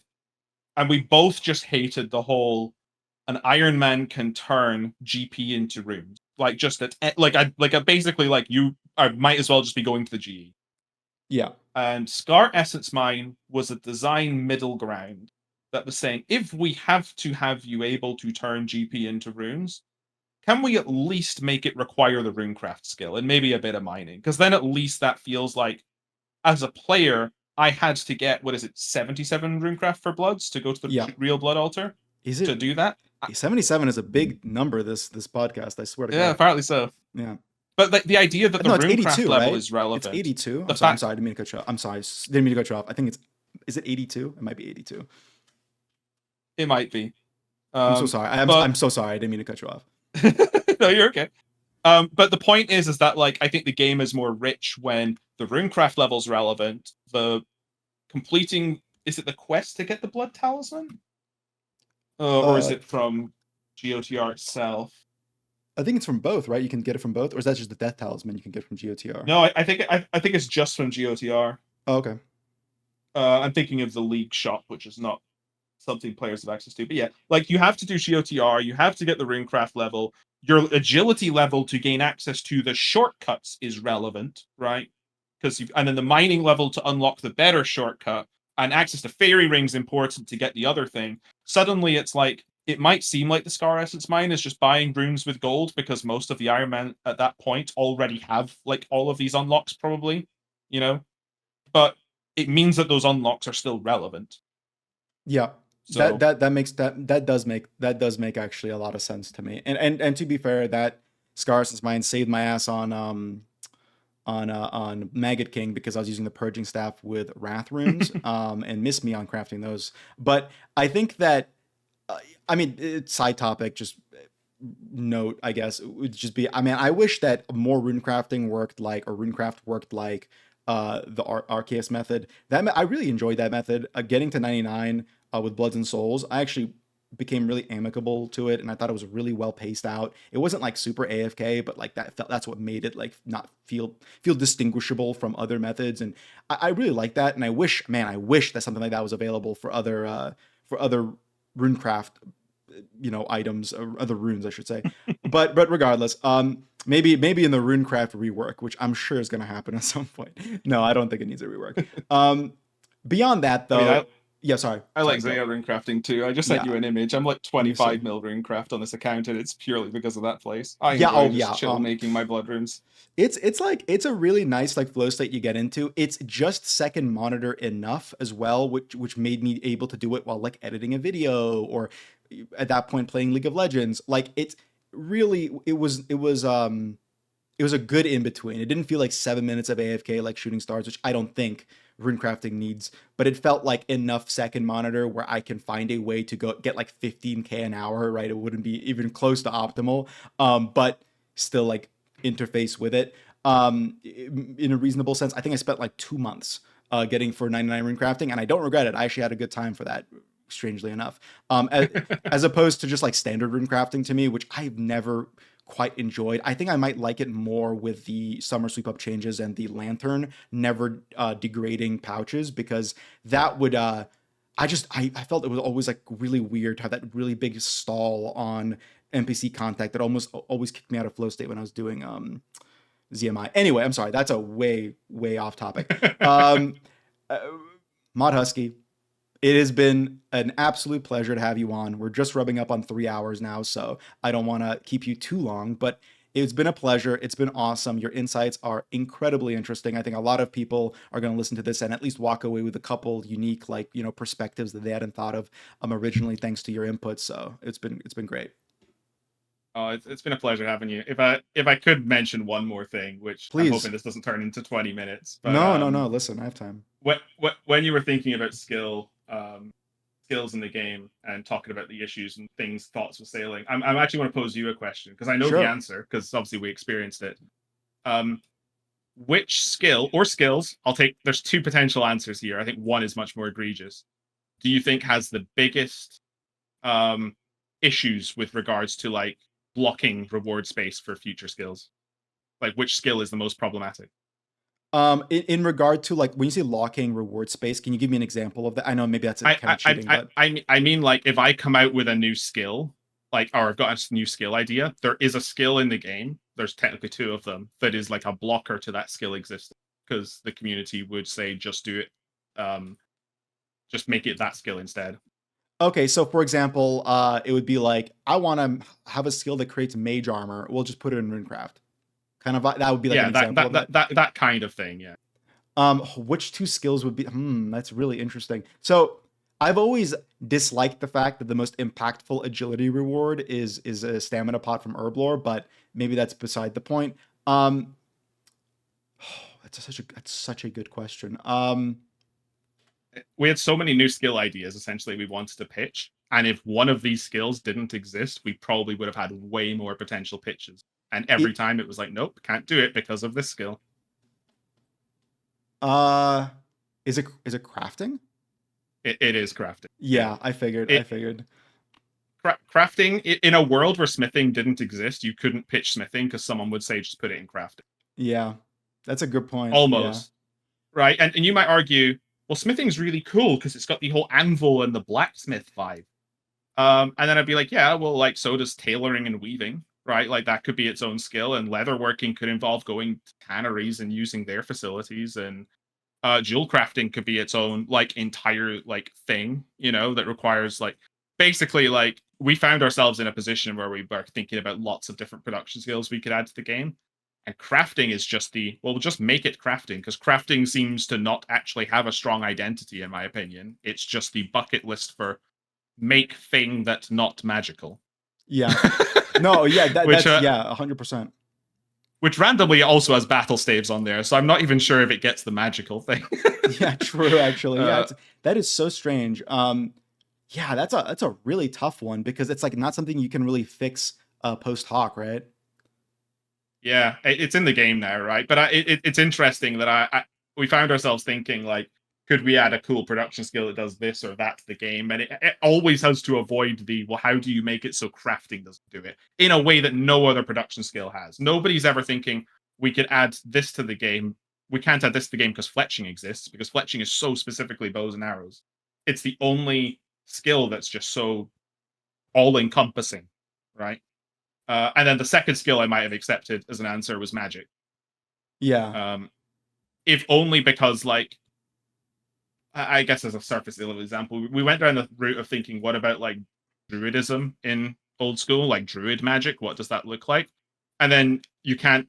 It's really hard to avoid the question of, well, why don't you just make it a new spell book? Yeah, I was gonna say that. Yeah, like just spell bucket it. Yeah.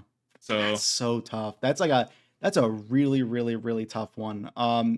Yeah, like you have a couple skills, right? Crafting magic is the two predominant examples that are vague enough in name and have already inhabited enough and a large enough diversity of content and like output that like you can put construction into crafting, like you could. realistically, like it's really, really challenging. I'm trying to think, like, obviously I'm drawing like thoughts from like RuneScape 3 because that's the only comparable game here with new skills. And they managed to thread the line, although not always successfully, I would say, with like, what is it, summoning, which old school RuneScape came from a client that version of the game that didn't have summoning, and it would, if it was like 6 months in the future, I believe it would, right? Like if we went 6 months in Yeah. the future, old school RuneScape would have summoning, which is crazy to think about. But it's so that skill is a production skill. It's a resource production skill, almost like herb lore. It's very similar to herb lore. They have dungeoneering, which all the just all the criticisms of people saying sailing is like a mini game applies like a million times to dungeoneering, which is literally just an instanced area in one area in the world. Yeah, Regardless, I yeah, biggest difference is dungeoneering was very parasitic in a way that sailing is. yeah, Like it yeah, feeds from your other skills, but doesn't really give a lot back. yeah. But I That's a know good I point thought too. I thought it was an interesting final point conversation, just because it was something that's been in my head like while we were still talking, and like even RuneScape Classic originally had good magic and evil magic as two different skills, and I always wondered what if it hadn't split them, you know? That is such a challenge. Yeah, now that you brought that up, and I'm sure it was somewhere like rumbling in the back of my head, like that like idea. Because whenever I think of like what would I want to do with smithing, and like I'm thinking of all the skills it could integrate with in my fictional reality where I'm a game dev, and I'm like, it's always going back to crafting in some way. It's always going back Yeah. to farming in some way, and then integrating. It's such a challenging one. Yeah, that's really like I guess if someone's listening this far ahead, what do you guys think? You know, they can do with crafting, if anything, if anything at I, all. I don't want to say it's a problem. Crafting could be absolutely fine the way it is, but I'm not sure I saw that as part of any of the skill discussion we surfaced to the players. I know players raised that thought organically, at least not the point it went mainstream enough, right? And I was like, I wonder if any player has truly, really thought about the crafting issue, and maybe players have and just do not care. But How I I'm thought it sorry was interesting. I'm sorry for asking another question just really quick. How would you differentiate? And there is a difference in my mind, but how would you differentiate Slayer and Hunter? Um, Slayer is monsters, is like a big differentiation, I feel like, whereas Mhm. Hunter is like animals. I know there might be like, is a Grack a monster? But it Yeah. feels like it's an animal. It was made to be an animal. Um, Like to me, like that's a probably something. Stimfike is a griffin, you know, but like one is a hunter creature, one is a slayer creature. That I guess that's an overlap, but it's not like the end of the world. But it's yeah, Yeah. it's very There interesting. there are always similarities with some of them, right? But I feel Yeah, like at the very least its core gameplay loop feels very different for both of them. very different. Yeah, except hunter contracts are kind of like slayer tasks now, right? But I will say I've been like a big I think both skills have their merits, even though I am like notorious for being a hunter hater a little bit. But I think both skills have their merits. I think both skills are also like could definitely use with more thematics, I guess, to sell them. I don't know, conversation for a different time. But I just wish that both skills kind of like oriented themselves deeper into like the output and like what it means to be a slayer versus to be a Hmm. hunter. But you guys have done a great job with the golem crafting. The fact that you're actually using the furs you get, sick. I love that. That's what I'm referring to. Like that feels great. But a conversation I'm sure for another time. I want to thank you again, Mod Husky. If you have anything to say to the people or whatever, you know, please. Yeah, I guess thanks for listening, anyone that stuck around this long. Hopefully any of this was interesting. Yeah, just happy to be here. Thanks for supporting and loving the game. We love our players. I know they love us. They love the game, and yeah, I hope to be here in the future, 20 years from now, on my like 10th podcast or 50th podcast or something. You know, still talking with players about this game, and maybe at that point we'll have solved the whole problem of what to do with crafting or high level Slayer bosses. Perfect. Thank you so much for joining us.